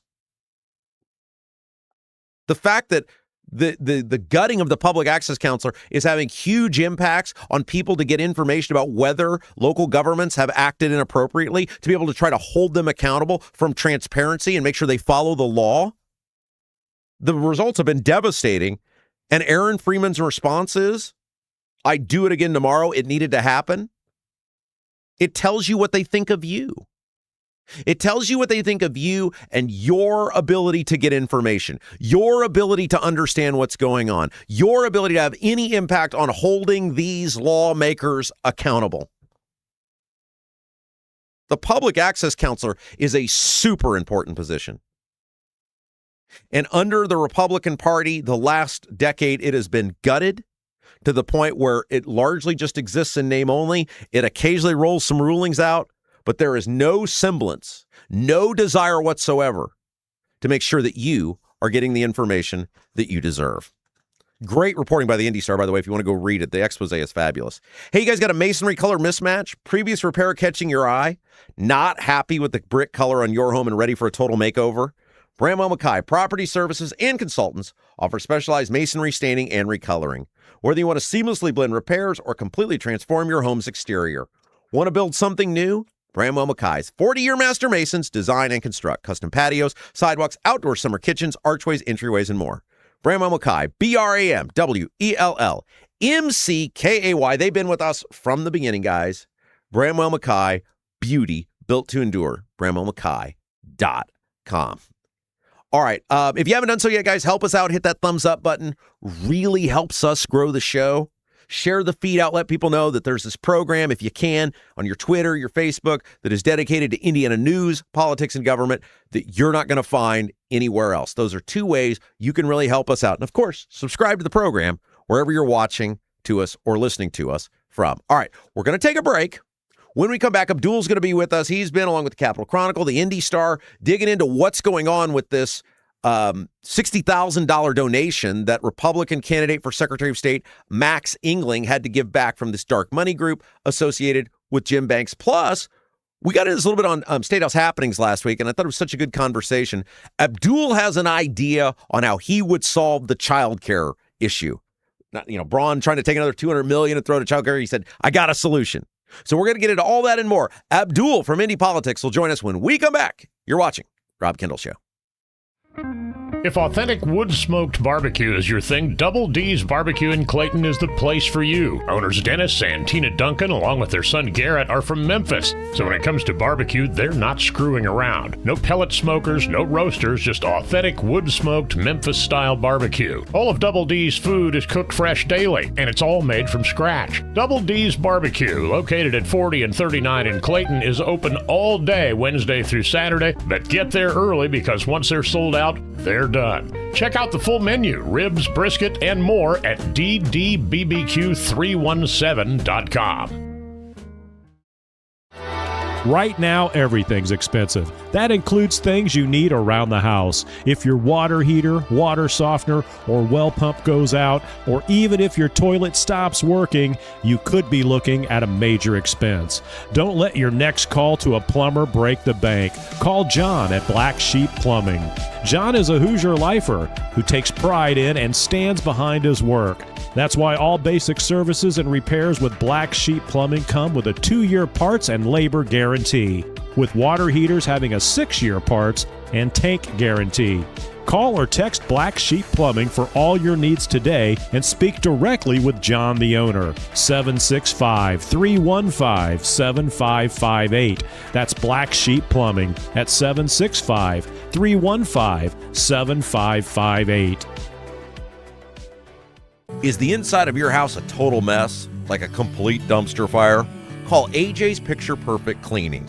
When you walk into your house after using AJ's Picture Perfect Cleaning, you will see and smell the difference. They take great pride in their workers and treat your home like their own. All cleaners pass through a background check and drug screening.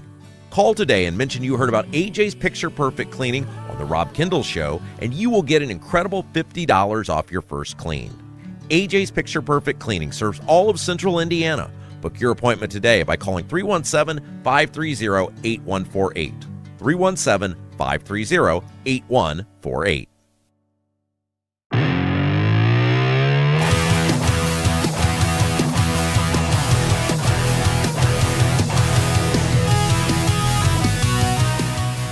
It is the Rob Kendall Show. Welcome back. And of course, the big story started our program today with this return of the $60,000 donation by Max Engling to a group affiliated with his boss, Jim Banks. Let's talk to somebody else who's covered this in depth. Abdul Hakim Shabazz of IndyPolitics.org joins us now. Abdul, hello. Good morning, my friend. How's it going? By the way, I apologize for not being in my normal jacket and tie, but I'm a little under the weather today, so we'll just kind of play it by ear. That's all right, and I'm sure you got a stack of guards behind that fence to protect you from the masses. No, just my little yappy dog. He'll bite your ankles off. All right, so let's start with this. This feels like a big deal because the donation came from this dark money group that is affiliated with Jim Banks, who is Max Engling's boss. For him to say, well, I didn't kind of know how to label it, it seems like you could have asked somebody if you could accept it or not, but you're the attorney here. What say you? Well, in a nutshell, Engling was a featured guest. Just to kind of backtrack a little bit, because it kind of starts on June 19th, literally a month and a week ago. Engling was a featured guest at a Hoosier Leadership for America reception for convention delegates. During the convention, he won the GOP nomination at the state convention, beating Dave Shelton. Then Max received a $60,000 donation from Hoosier Leadership America Incorporated. He filed a large contribution report like you're supposed to, so nothing illegal there. However, HLFA, the Hoosier Leadership Forum, files a business entity report naming a gentleman by the name of Andy Serbain, a longtime Jim Banks advisor, as president. And so before that, Indian records show nobody running it. And then on the 14th of July, they say they gave back the money. England sought a campaign quarterly report, still listing them on the schedule. And now Shelton has filed a verified complaint with the Election Commission. So that's where we are right now. Okay, so this is a dark money group, which they ran all sorts of ads during the primary. They were running ads basically against these candidates who voted against redistricting. 5.2 million was the number that the Capital Chronicle had that they spent in the primary. So this wasn't some unknown group who popped up out of nowhere. They were a known entity by the time they'd given the money to Engling, correct? Yes, and that's the odd part is this wasn't like some sort of fly by night organization that, hey, we just put this together at the last minute. We didn't know what we're doing, because campaign finance, as we all know, is a lot more complicated in Indiana than it needs to be. You know, who's got to disclose, dollar amounts got to disclose, who can give, who can't give, the whole nine yards. So I get all that. However, when I sent an email to Chloe Agnos, she kind of gave, who was in that sort of bank's campaign, sort of gave me that statement, hey, it's unclear. We wired the money in, so we couldn't unwire it. But as soon as it showed up as refund later on. Like, okay, well, who did the review? When did it start? And why did the report signed at the morning after the refund repeated itself? Well, it's a lot more complicated than it needs to be. Even I had trouble figuring this one out. Okay, Abdul is our guest. We're talking about this donation that's been returned by Engling, Max Engling's campaign, to this dark money group, $60,000. The group is affiliated with Jim Banks.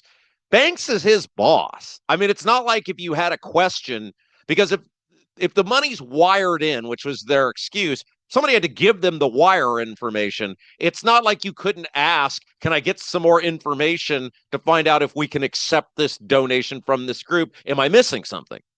Well, one small point of correction. Banks wasn't his boss at the time, because you can't, because of federal rules and Hatch Acts and all that, you can't necessarily run and be, employed at the same time, because it just causes more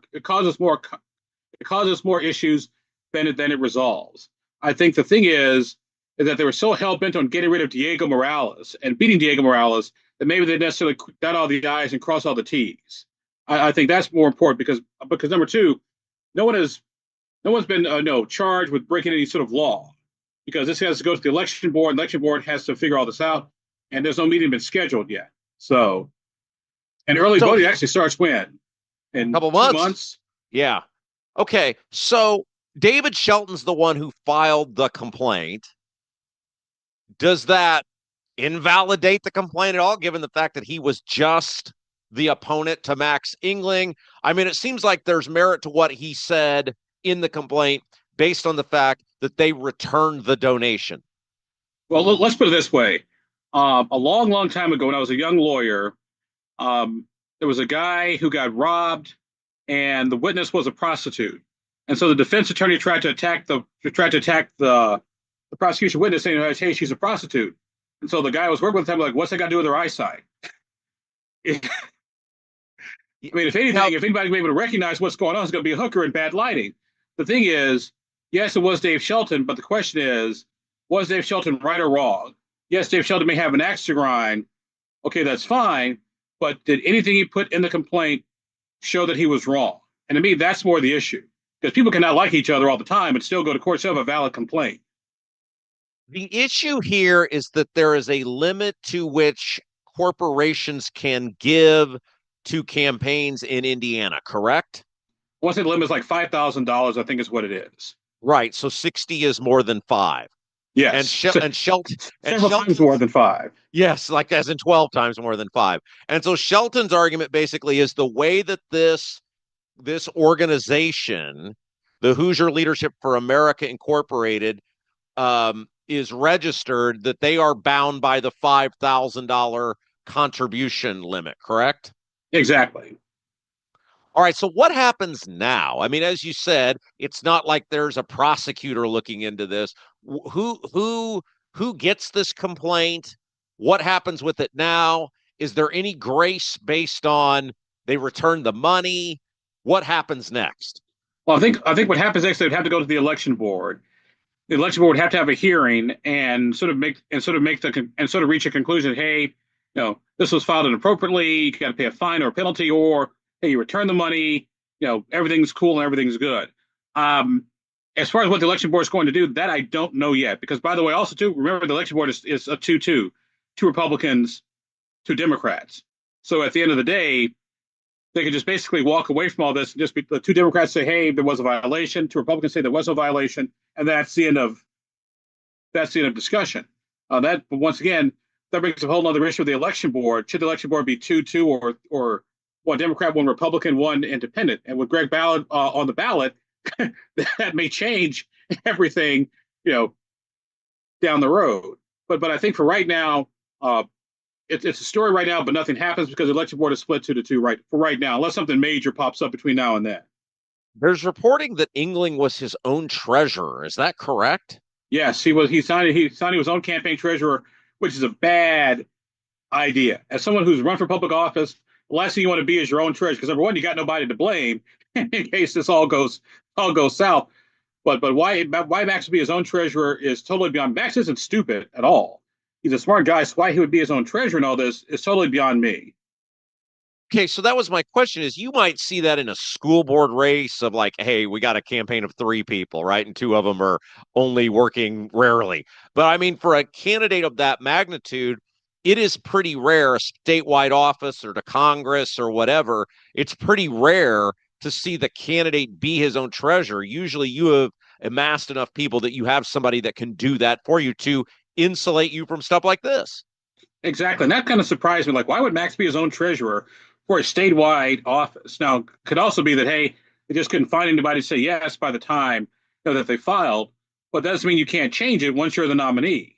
And how long has he been the nominee? He's been the nominee for like, a month now and some change. You can easily go, file new paperwork. Hey, I got a new campaign treasurer. And you're the state Republican Party. You can't tell me that you couldn't find somebody to be your treasurer out of all 92 counties here in the state of Indiana. So that, once again, it raises more questions and concerns than it answers. There's some other things to this, too. One is you're coming off of this guy getting nominated where there is this perception or belief or in some cases it appears to be evidence supporting that Diego Morales is a brazenly corrupt person and at best a lot of people think highly unethical, and then you have this occur. It's not a great look because that's why he was put up and replacing Diego is all of the issues, I believe as Todd Rokita referred to them, scandals plural. And here's the other part too I don't think people fully realize yet. Max Engling only got 53% of the convention delegate vote. And so when people try to say that, Bo Bai only got 60%, he didn't get like the other 39%, he had to do all this work. Well, Max actually did worse than Bo did. 53% and that was on the second ballot, not the first ballot, because it took 2 ballots for him to actually win. So you got these issues right here. You've got, Diego Morales' issues because, Bai is already tying, Engling to Diego, like, hey, well, why did he speak out? Well, no, he said he still vote for him, knowing everything that he knows right now. It's not the most well-run. They seem to make a lot of unforced errors. I think what is that like in golf or tennis? I think is what it is. You make an unforced error. Like, what the hell are you guys doing all day? I mean, this should be a race that you guys should literally be walking away with. In golf, you can only do it to yourself because your opponent can't play defense. Exactly. The other part of this was he got a $50,000 donation from Kevin McCarthy. That was it. This was his biggest donation, according to Capital Chronicle. McCarthy's donation was the second biggest at $50,000. McCarthy's not exactly popular among Republicans, especially the Trump people. It's going to remind everybody that Max Engling worked for Kevin McCarthy, and he is a Washington, D.C. guy. Of course he is. I mean, and that's why I don't understand why people just don't be like, yes, I worked in D.C. I was there fighting for Hoosier taxpayers. I was doing this. Not everybody from D.C. is horrible. I was the swamp predator, blah, blah, blah, blah, whatever that show is, swamp creature, swamp thing, whatever it is in the D.C. swamp. I mean, that's all you got to say. And that's why I took money from Kevin McCarthy. I took money from anybody who believed in our cause, Republican, Democrat, Libertarian. But now, once again, I don't think this. Here's how I think this plays out with the MAGA crowd. People, first of all, politics people have short memories. So if anybody still remembers Kevin McCarthy, apart from people like us, I'll be pleasantly surprised. Kind of point number one. Point number two, the other thing to think about and ponder is, if Kevin McCarthy gave him money, the question is why? Was it because he worked for him because he thought he was a good kid, or what do Todd Rokita and Max Engling's people say about Kevin McCarthy? Because I can assure you, they don't like him. They don't want him, but hey, he's good enough to give me money, just not good enough to put my arm around. I think this story is very interesting because it does show the lack of, I don't know, at best organization, because it's a pretty straightforward thing. Who are you? What is your group? How are you labeled? Can we accept this money? I think it does show that they're not all that well assembled. And if they're going to hit Greg Ballard over illegal signatures, or they're going to hit Greg Ballard over not, filing on time, or what, that stuff. And if you're going to hit Bayh over all this big money that's coming in for him, I think all this is fair game to go after the guy, because the Republicans have hit Bayh and Ballard on those things.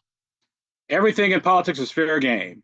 And when you attack somebody on a campaign finance issue or a signature issue, you better have your crap together. Because trust me, it's not a stick, it's a boomerang. It's going to come back. Joel is our guest. We got into this on Statehouse Happenings, and I wanted to get into it a little bit with you for our audience over here, the surplus. And you have a theory, because obviously a lot of people are upset that they raise taxes by $1 billion. Then they come out and go, oops, well, we got a lot more money than we wanted. And then people are like, can we get our money back? And they're like, no, we're going to spend it. You have a theory on how the daycare issue that should be handled that we got into a little bit on Statehouse Happenings. What do you think we should do to solve the daycare crisis in the state of Indiana? It's basically take $1 billion or $500 million, take a certain set amount of money, and basically put it in an endowment, and then use that endowment to help parents who are actually working parents, because we want people to work, and be self-sufficient. But sometimes folks need a little bit of help, getting to where they need to be. And so by taking that money, put it in an endowment, you can generate up to up to $41 million per year in annual whatever. You could do it with the roads, because roads are in a trust fund that you can't touch. So we do the same thing with childcare, since that's a major issue. I think you get Republicans and Democrats on board, and it also takes that issue off the table, because now you got a permanent funding source, for temporary childcare. So it's not going to be forever, number one. But I think if you do it that way, you solve a multitude of issues. You don't have to quote unquote raise taxes, so to speak. And by the way, a bunch of the surplus money wasn't from income tax; it was from sales taxes. And sales taxes are, anybody driving through Indiana, spending money. So who gets their sales tax receipt? Who gets their sales tax money back? So I think if you do it in an endowment, I think that solves a multitude of issues. It makes the governor look like a good guy. It makes everybody look good. It makes everybody happy. There's something that doesn't happen in politics very often. Explain how the endowment works. You just basically, it's like anything else. It's like a Lilly endowment. It's like a Cummings endowment. You put a certain amount of money in the bank. It can't be touched. It's held by a trustee. And basically you live off the interest of the dollars. You have criteria for people to apply for grants. They apply for grants, and then that money goes to whatever organization that it fits. So it's an interest-bearing account, and then the interest that you make off of the deal, the investment, for lack of a better term, you put that money back into whatever program. Yeah, it's like winning the lottery, so to speak. You don't necessarily go spend $20 million on some change, put that $20 million in the bank, then you got extra money to play with for the next 20, 30 years. That's how I plan to make my money one day. Oh, yes, and you'll be great. You'll be not insufferable at all when you win the lottery. Okay, before we let you go, you ran for mayor of Indianapolis. Joe Hogsett, there's this big controversy that Hogsett vetoed the wheel tax increase. He says he can get the money from the budget. Where are you on this? Because obviously you could have been mayor. You're a Marion County resident. I'm not. It won't affect me either way. Where are you on Hogsett vetoing the wheel tax increase? My thing is, if you're going to veto the wheel tax, okay, fine, but show us where you're going to get the money from to replace it. Because here's the thing. It's a tool that the legislature gave to the city of Indianapolis and to raise money for its roads. And that's why I think it's funny that my Republican friends are complaining about the wheel tax that their own Republican friends gave them to get the money to pay for roads infrastructure. So my thing is, you use the tools that you have. Like, hey, folks, look, I don't want to do it. I'm not crazy about it, but this is the tool that the legislature gave us, so we got to do it the right way and just get this done. Now, maybe you can, depending on the price of your car, maybe sort of index it that way. So if you've got an older vehicle, you're not paying as much for the wheel tax, because obviously you don't need necessarily new tires, blah, blah, blah. If it's old tires, I get it. But at the same time, though, the roads need to be fixed. The roads need to be worked on. And these are the tools that Republicans gave us. So unless you're going to go back and win the legislature back, or win one house back, you play the hands you're dealt, plain and simple.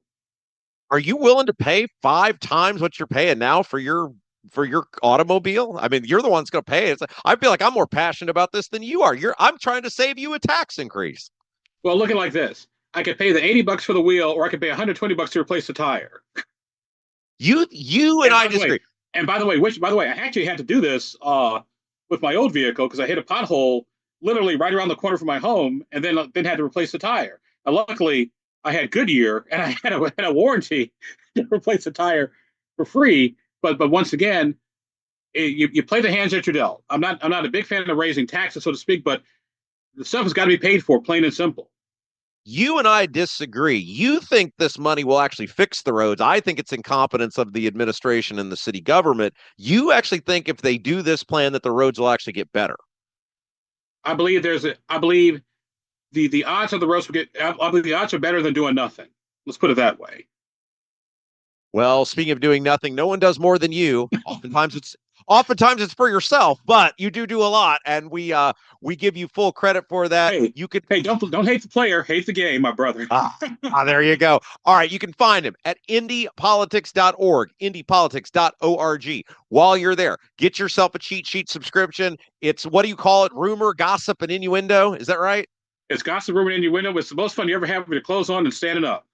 And it's an email that pops into your box every so often with juicy stuff that Abdul's hearing in and around the Statehouse and various other government entities. It's a read that I always look forward to and enjoy. Indypolitics.org is where you can get that. Abdul, and by the way, probably the next one out probably next week. I had to take a little bit of a break because they've been coming out like crazy. Like, okay, white folks, just calm down for just 10 minutes. That's all I ask. Abdul keeps you boss. Thank you, my friend. Hey, thank you. All right, we'll take a break. We'll be back. You're watching Rob Kendall Show. Do you have a dog but don't have a fenced-in yard? Your HOA won't allow a fence? Worried about having to watch your furry friend anytime you go outside? Avoid the blazing hot summers and freezing cold winters with All-American Dog Fence. All-American Dog Fence is the cost-effective, easy-to-use, in-ground fence system to keep your dog secure and give you peace of mind anytime they're outside. All-American Dog Fence backs their Pet Stop products with a lifetime warranty. Call or text All-American Dog Fence at 317-862-6606 or visit their website at allamericandogfence.com. Mention the Rob Kendall Show and get $200 off a new installation. In Congress, I get all sorts of insider stock tips. Sure, I cashed in. It's my Beltway bonus. But now here comes Senator Todd Young with his total ban on congressional stock trades. Freaking Mr. Clean Marine. Todd Young's got real guts taking us on. Young's gonna cost me millions. Had enough of this? Contact Senator Todd Young to say thanks and let him know that you stand with his plan to ban stock trading for all members of Congress. Are you seeing cracks in mortar, moisture working through walls, facade or structural failure beginning to surface? Bramwell Mackay sets the standard for exterior and structural building solutions. Our 40-year master masons and industry experts address moisture intrusion, failing foundations, masonry deterioration, and more. From preserving historic landmarks to addressing modern building envelope issues, Bramwell Mackay delivers full-spectrum service with white-glove professionalism. In Indianapolis, call 812-33-BRICK. 812-33-BRICK.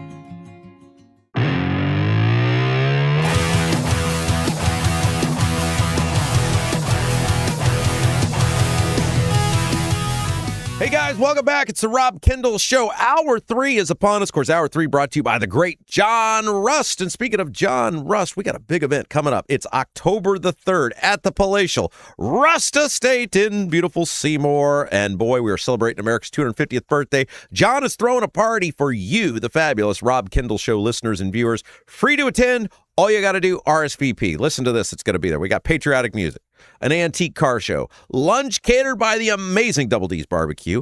I'm going to give a little speech. You know, those are always worth attending. And we talk about how awesome our country is. And a whole lot more, including birthday cake. It's Jason's birthday, October the 3rd. It's going to be a great event. Would love to have you there. No cost to attend. Come down, hang out with us, have some fun in Seymour. Seymour's Oktoberfest is going on that weekend as well. So you can just skedoodle on over there after hanging out with us. Event starts at noon. All you got to do, RSVP, rustforamerica@gmail.com, rustforamerica@gmail.com. Come hang out with us. All right. One thing I wanted to touch on and I saw this, and it was first reported in the New York Times, and then other publications have run with it, and I haven't really seen a denial from the Trump administration, so I'm going to assume usually when he denies things that happen, so if there's no denial, I'm assuming this is pretty accurate. If this is true, and I have no reason to doubt that it is, the planning on this Iran war is unbelievably bad. And I think that is, I mean, there's a couple things at play with the Iran war. One is the lack of success. I mean, people see no tangible benefit to what's happened. Hey, we killed the lunatic in charge. Well, now his son's in charge, and he's even more fanatical. Oh, okay. So nothing there. They're still in control of the Strait of Hormuz. As Dr. Michael Munger told us 2 weeks ago, they figured out, hey, we can actually shut down the Strait of Hormuz. We hadn't figured that out before. They've done that. We've got dead U.S. service members. We've got our allies getting attacked. There's nothing that's happened that you say, wow, what a benefit to America. That's the first part of it. The length of time without any tangible benefit. The second thing is obviously the disruption of our lives, the American economy. Gas is more expensive. Inflation's already high. It's going to get higher. Interest rates are about to go up, as we laid out last week for you, because of the price of gas. It's disrupting the buying power, the quality of life of Americans. And the third part of it is they won't tell us what victory is. There is no path to victory because they won't tell us what victory is. In any plan you put together in life, you have to know what you're trying to accomplish. Anything you enter into, whether it's business or whatever, you got to judge what success is. When I started this thing here, I set tangible goals, achievable goals for myself. Some of them could be achieved in the immediate. Some were growth over time, and some were in the little bit more distant future based on things I could do. And so far, we've hit all of those goals that could be hit. They were realistic goals. They weren't, I want to be nationally syndicated in 6 months. It was not things like that. It was achievable things to judge whether this has been successful. It has. And now we're getting ready as we enter August to enter the next phase of things we're hoping to accomplish in the not too distant future. But with this thing with Iran, there's no, what are we doing? They're not going to give up. He couldn't have thought they were going to give up. He couldn't have thought they were just going to say, okay, yeah, this sucks, we're out. They're religious fanatics mixed in with military fanatics. It's like the worst of all things. And so you would love to ask Trump what you thought you were going to bomb them and they were going to be like, oh, okay. You were going to kill the Ayatollah and they were going to go, oh, it's over. What is success? When have we won? What is the business plan for Iran? There wasn't one. And now this report comes out from the New York Times, and I'm just going to read it to you. And if this is true, shame on Trump on so many levels. President Trump decided last week to put off plans to escalate the U.S. assault on Iran, at least for now, according to U.S. officials. Remember, we keep hearing the end is near for Iran, and then the end never happens. We keep hearing we're going to bomb them to smithereens, and we never do. And we keep engaging in these peace talks, these negotiations that everyone, including Trump, admits is a waste of time because you can't trust these people. Why would you do that? Mr. Trump and the New York Times writes, Mr. Trump and his aides were motivated in part, this is unbelievable, by dwindling stockpiles of interceptors to shoot down Iranian missiles, said the officials who spoke on a condition of anonymity to discuss operational matters. So basically what Trump is saying is we don't have enough interceptors to stop the Iranians from fighting back, so we just can't fight with them. What the heck? You started a war with Iran, who you had to know was never going to quit. They were never going to give up. They were never going to say stop. We talked about this from the very first show, that you had two options. Nothing, try to hem them in economically, or blow them to smithereens. And then you chose the worst of all things, which was a middle ground in which they would have the ability to fight back, and you don't have the ability to fight back with them because you don't have enough missile interceptors. If that's true and he started this war not having enough missile interceptors, they shouldn't give him another dime. That is like the most basic thing you would need. Okay, we know they're going to fight back. I mean, you notice that like at every step on this Iran conflict, Trump, the administration, seems surprised by what the Iranians did. Hey, they didn't give up. Yeah, no kidding. Hey, they shut down the Strait of Hormuz. Yeah, no kidding. Hey, they keep launching missiles at us and our allies. Hey, no kidding. This is like Biden-level incompetence. Why would you start a war if you didn't have enough missile interceptors to stop them from firing back? And what does it say about the condition of our military that we can't even engage in a 5-month, and it's not even a prolonged conflict, because hell, half the time they stopped fighting because of the negotiations. I mean, think about it. It's literally been actual fighting 2 months, maybe 2.5. The U.S. is so ill-equipped. What are we broadcasting to our adversaries? That the U.S. is so ill-equipped that you couldn't engage in 2.5 months of fighting with Iran because you don't have enough missile interceptors. Why would Iran ever give in? They probably knew this. Why would the Iranians ever give in to you if you've now essentially admitted we can't sustain the war? And again, I'm always hesitant with the New York Times, but I've seen numerous other outlets now go into this in detail. And there hasn't been any real pushback from the Trump administration. Unbelievable. Just stop. Just stop. It's not getting any better. You have no plan to make it any better. You can't negotiate with them. You're clearly not committed to do the thing to take over the country, which is what you'd have to do. Just stop. It happened again in the Middle East, and the egg all over Trump's face after all these years of bitching about Bush and Obama and Iraq and Iran and I'm the smartest guy ever and these guys are idiots, and you did the exact same thing. At least Bush kept going for years.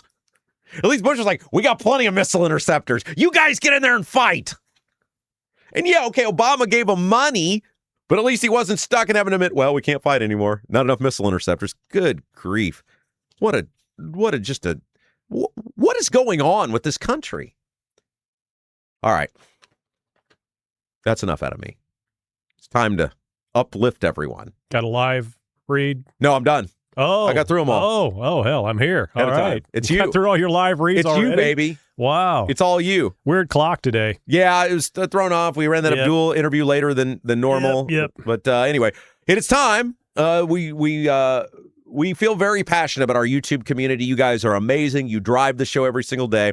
And so at the end of each program, we make you the star. Producer Jason monitors the chat. In order to chat, all you got to do is be a subscriber. And then he reads the best chats of the day, brought to you by Black Sheep Plumbing. And it spurs conversation about the topics we have discussed today on the program. It does, Rob, and it's brought to you by, as you said, Black Sheep Plumbing. If your water heater, water softener, or well pump goes out, even if your toilet stops working, you could be looking at a major expense. Don't let your next call to a plumber break the bank. Call John at Black Sheep Plumbing. John can do the job right at a fraction of the cost of the big guys. Owner John McKinney, he's a Hoosier lifer, very proud, stands behind his work. That's why all basic services and repairs with Black Sheep Plumbing come with a 2-year parts labor guarantee. Also, water heaters with a 6-year parts and tank guarantee. Give John a call or text 765-315-7558. 765-315-7558. Black Sheep Plumbing. Bingo. Be a bad time for China to invade Taiwan, wouldn't it? It's unbelievable that That's like a basic thing. Do we have enough thing? What are they going to do? They're going to fire for a 2-week war. It would have been okay. I just like, what do you think they're going to do? They're going to fire a bunch of missiles back at us. What? Yep. Jeez Louise. All right. Speaking of missiles, we've had a bunch of them lobbed into the chat over the weekend. We got the chat started early. I was sitting there Friday evening thinking, about 6 o'clock, we should have the chat going because I know there'd be people like MLM Warriors that would want to chat. Yes. So you did. Waited to Saturday. Finally, it's like, Rob, we got to put it up. So we put it up Saturday. And, of course, people came in just like flies on honey. The first one in the chat, Bradley Scheidler. Oh, yeah. Bradley's. I've been to Bradley Scheidler's wedding. Oh, is that correct? Hammer and I were the celebrity guest at the Scheidler's wedding. There we go. Yeah. Bet the in-laws loved that. Oh, yeah. I'm in their pictures forever. Yeah. Like, who are these two idiots in our wedding right. photo? Rob and Hammer. His first comment was, only 44 hours to go until Monday's show. Bring it. There we go. Fantastic. All right. Congratulations there. Can you imagine Bradley? Your wedding, you're like, of all the people I could invite, Rob and Hammer. Yeah. It was fun. We had a good time. Yeah. Fart jokes in the toast or no? Well, we weren't involved in like the actual ceremony. You never want to let the pictures. you never want to let the class clown do the toast at the wedding. Parents don't usually get that. All right, let's get started this morning. I'm pretty sure, I could be wrong. Correct me if I am. Josh Richardson was first. Richardson. Okay. First in the chat. Good morning, everyone. Let's have a great Monday, if that's even possible. Yeah, I think it was. Fabulous Monday. Rusted Bolt Garage morning, all looking forward to getting back to be able to listen and comment. The Old Man 68, happy Monday, everyone. I trust you all had a great weekend and are ready for another stellar show today from Rob and producer Jason. I know I am. What else we got? Oh, MLM Warriors letting us know what day it is today. Any idea, Rob? Monday. Yes, that is correct. But it's also every July 23rd, National Chicken Finger Day. Yeah, National Chicken Finger Day. Big day. All right. Driver, 4562. Hope you all had a great weekend. Are ready for some heat this week. Yeah, it's going to get hot out there. Also adds, hey, Josh Richardson. Josh Richardson. Ready for a great show. I'm looking forward to it. Is Max doing it to distance himself from banks? Is it dirty money? This was your top story. Oh, yeah. Or is it a stunt to make him look honest? Either way, it smells bad. Well, it would be asinine of him to have done this to like make himself look. I mean, he clearly made an egregious mistake. Mm-hmm. Why would he be his own treasurer? Oh, why would he be? I don't know. That is what I can't figure out. I mean, you see this like with like school board candidates or city council candidates or whatever. It's a super local race. Mm-hmm. You're just doing it yourself. You're getting a few grand in donations, whatever. Right. But if you're handling large amounts of money as the candidate, you open yourself up to all sorts of. They don't have enough of the payroll to... that's what I can't figure out. I mean, it's usually, he's the Republican nominee for Secretary of State. The moment he got in, he's backed by Banks and Rokita. They have a network of people. Right. Hey, kid, we're going to put you up here. Here's going to be your campaign manager. You're going to be under scrutiny. Here's your Diego. treasurer. Yeah. That wasn't even in the Capitol Chronicle because that was Abdul who reported that. Right. And it was just like, what are you doing? Like, that is insane because you've opened yourself up because your signature's on the thing. Yeah, okay, unbelievable. Mm-hmm. No, it doesn't mean anything's going to happen to him. It's somebody else to decide that, but that is just unbelievable. Oh, he's a Republican in Indiana. Nothing, just sweep it under the rug and move forward. Just an accounting error. Now, what's interesting is Shelton's not letting this go. Mm-hmm.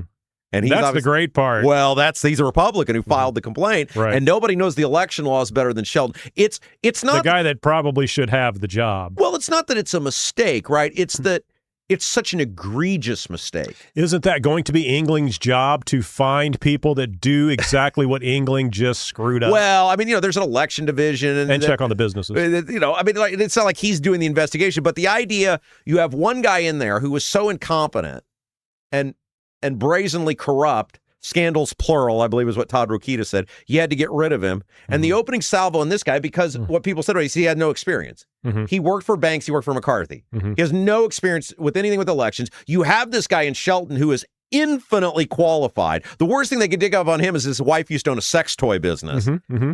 And they're like, no, this guy. Okay, well, it's the you break it, you bought it. You didn't want the guy who's super competent. You didn't want the guy whose whole life evolves around administering elections. You want this guy who has no experience, who's only there because he's a banks guy, and they want to cover up the Diego stuff and hold on to the office. Well, then you own whatever mistakes he makes because that's who you wanted. Right out of the gate. All right, Kenneth Egold. Good morning, everyone. Hope y'all had a great weekend. Honeysuckle Hills Ding Dong Cake is the best cake I've had in my 64 years. It's awesome. Ding Dong Cake. That sounds pretty awesome. Oh, it's amazing. Yeah, okay. It's amazing. All As right. is everything at the Honeysuckle Hill Bistro. Rob's a big fan of the Ding Dong Cake. All right, MLM Warriors. It's a Monday. Boy, my lips just aren't moving there. Mike Pagel, number 18. No, that is not Mike Pagel. We say it every day, and I think he knows that. Peyton Manning, there we go. Debbie Holker, I doubt they even have a Mike Pagel. No. Would there be anything, even a photo left over of Mike Pagel? No. Okay, Debbie Holcomb, good morning, beautiful people of the chat. Anthony Gary, Indy Dwell. Good morning, beautiful people. Sent in my RSVP for the John Rust party. Hope to meet many fellow chatters there. Anthony was sending me some of his old party photos from back in the day over the weekend. He is a lot of fun. He'll be fun at this event. Oh, is that right? I can assure you. I didn't know he had that in him. Oh. But okay. Because you know what spurred that on? Mm-hmm. I was going through a bunch of old stuff. And remember when I was running for the town council, the publisher of the town newspaper hated me? Mm-hmm. Remember that? Oh, yeah. And the opposition, they knew they were going down. So their whole thing was, we got to dig up something on Rob. Right. Well, Jason will vouch, I've lived the most boring life imaginable in terms of interaction with the law or women. Whatever. I've had a lot of fun, but all in the confines of the law. So they started sending this guy all these pictures of me in Broad Ripple, mm-hmm. and they're like, this guy, they found a photo of, I used to have a Jenna Jameson poster in my room. Right. Well, these are on your Facebook page, right? Yeah. They sent them all to him. And his whole thing was since scrubbed. he said, he put this thing in the paper and he was like, this kid doesn't know anything. But let me tell him, we need more houses in Brownsburg, not whorehouses, Rob. He meant warehouses. The 06010 board. And by the way. That's all he says. And by the way. Josh Richardson. Oh, that's it. That's it. And by the way. Yeah.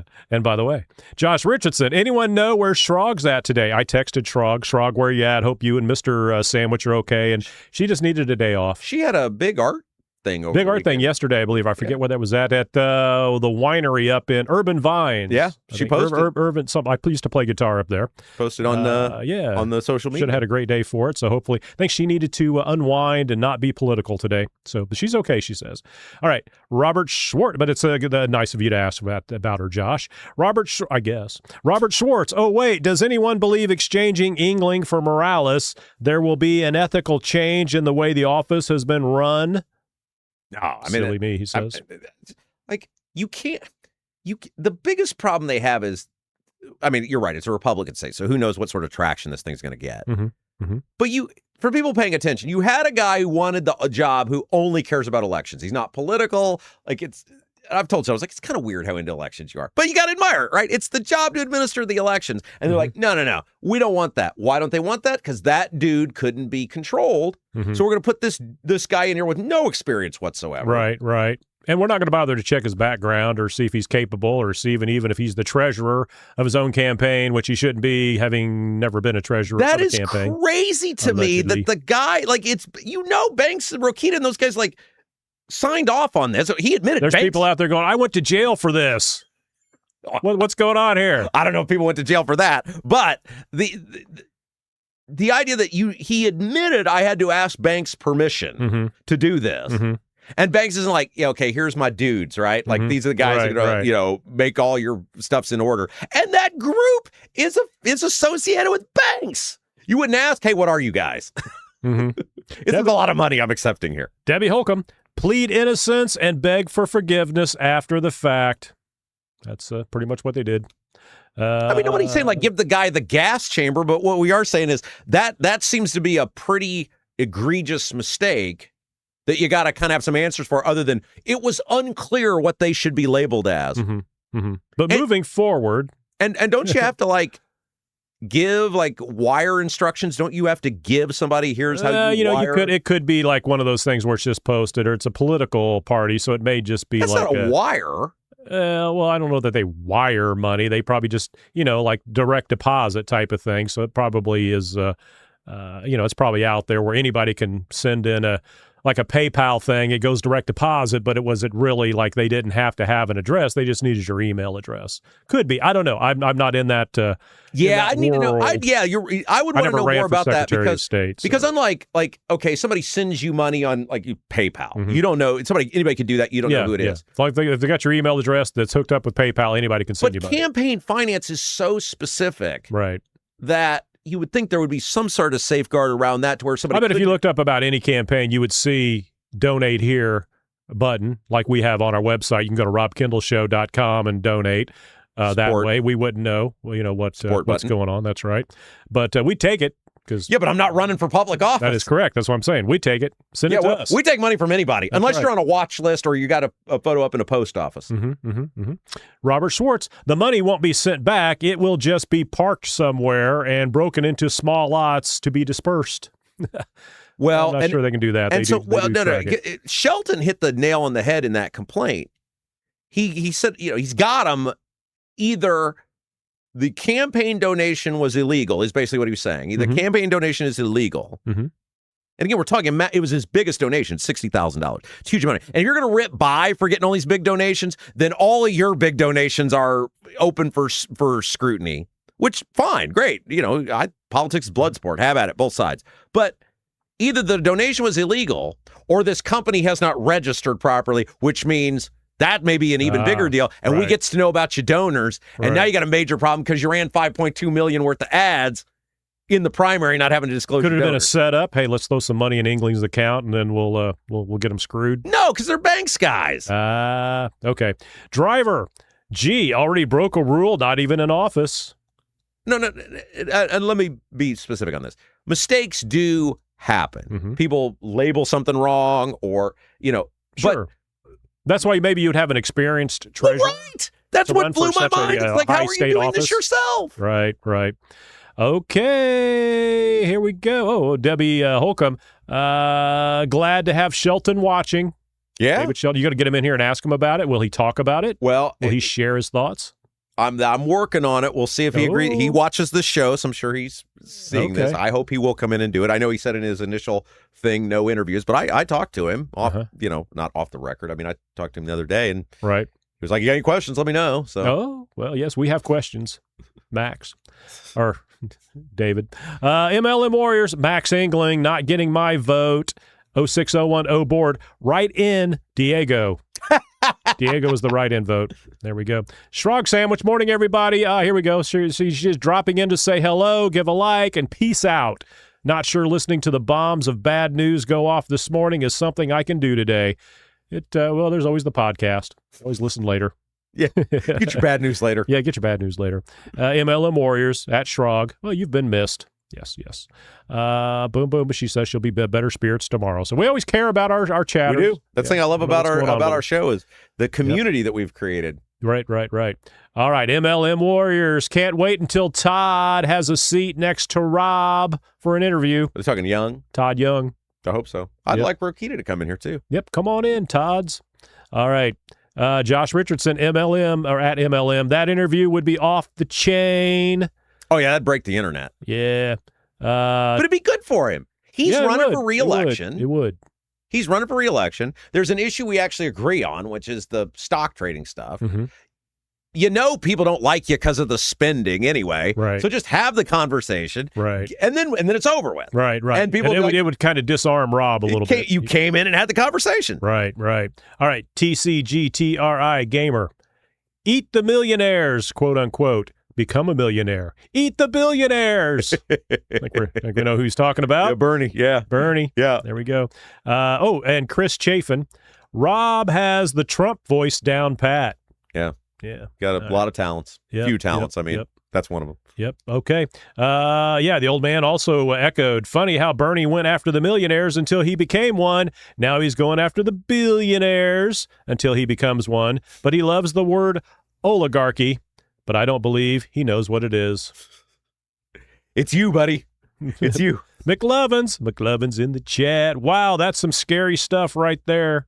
I think they're talking about the Democrat socialist woman admitting all the things that they're for. Mm-hmm. Yeah. Oh, yeah, that was crazy. Oh, that was just wild, blatant wasn't it? now. It's like, that's who we are. Just matter of fact about Yeah. it. You got to give her, on one end, you got to give her credit because she didn't politician-y it. She's just like, this is what I believe. Yep, taking over the party. The old man. Funny how Bernie went after the, same thing until he, just read that. Sorry, my bad. That would be my bad. All right, here we go. Carol, 1776. Good morning, all. Looking forward to October 3rd.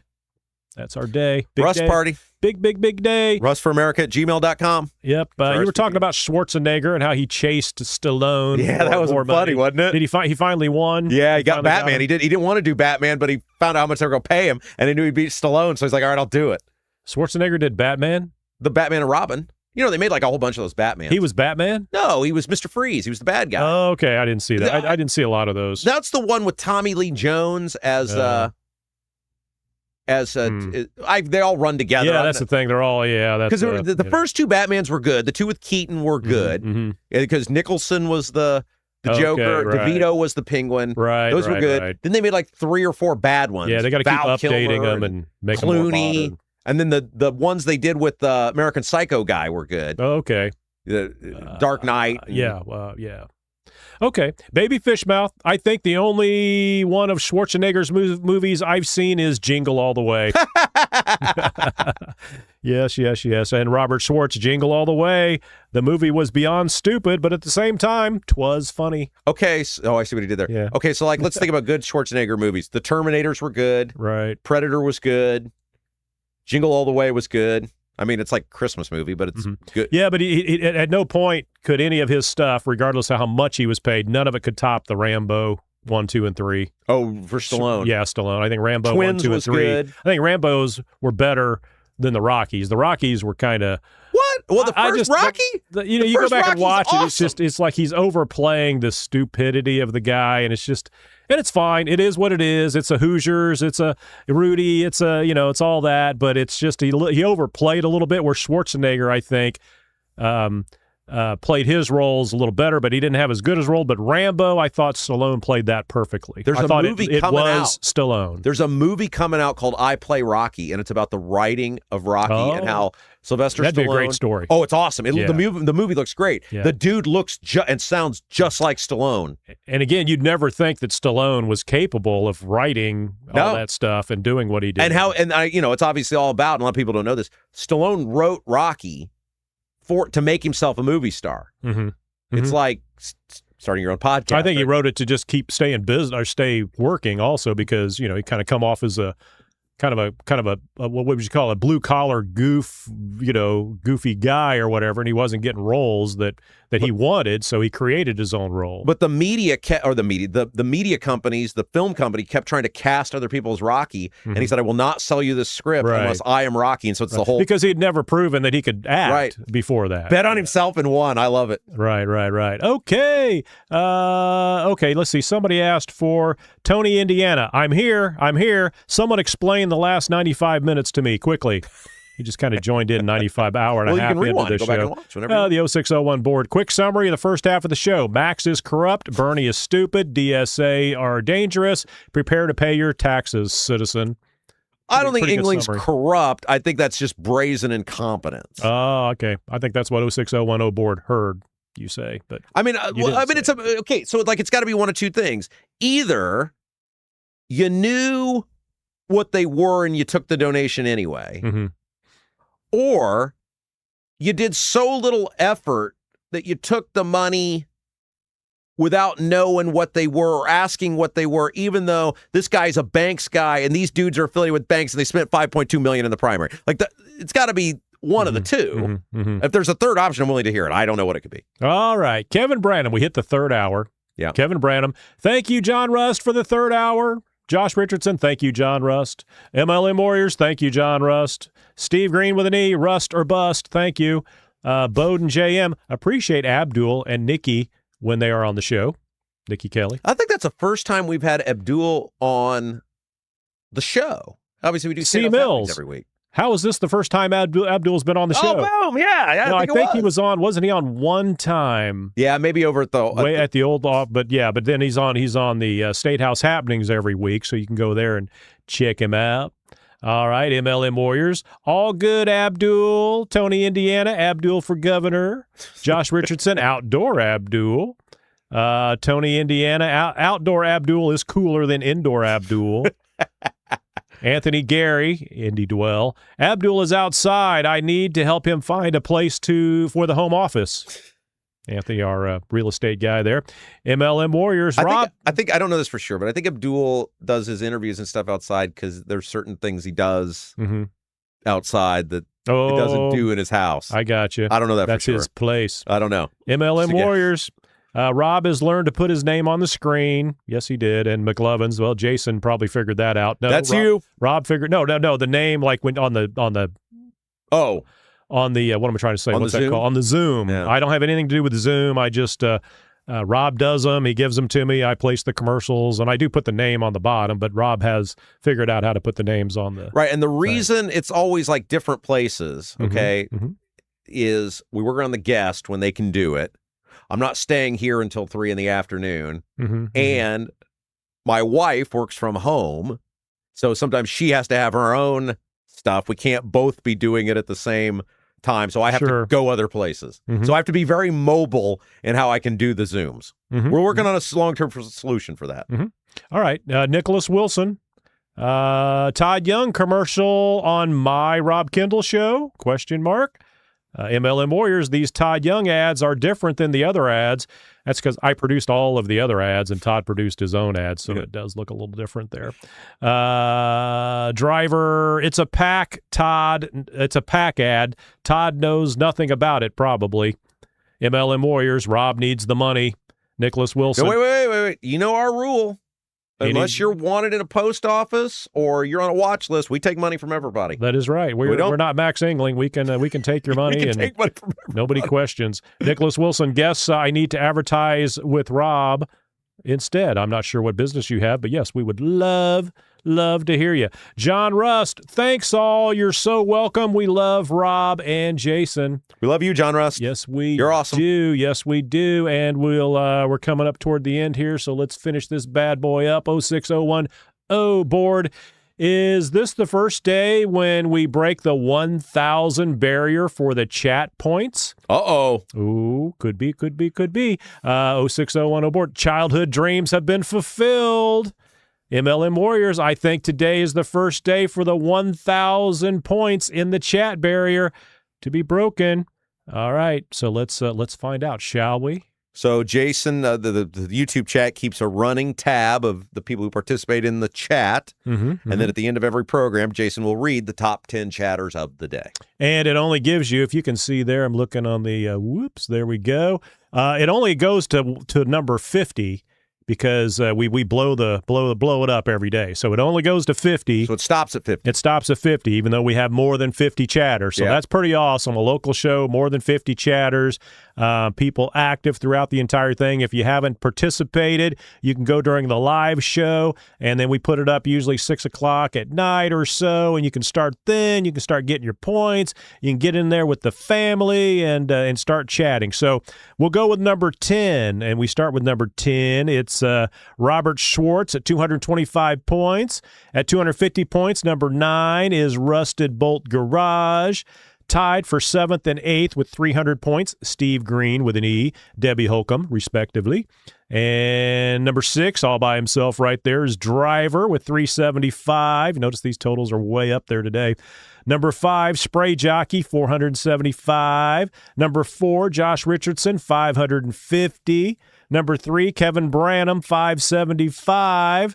And then we jump all the way. You can tell who's been active over the weekend on the chat. Number 2, all by himself at number 2, MLM Warriors with 1,500 points.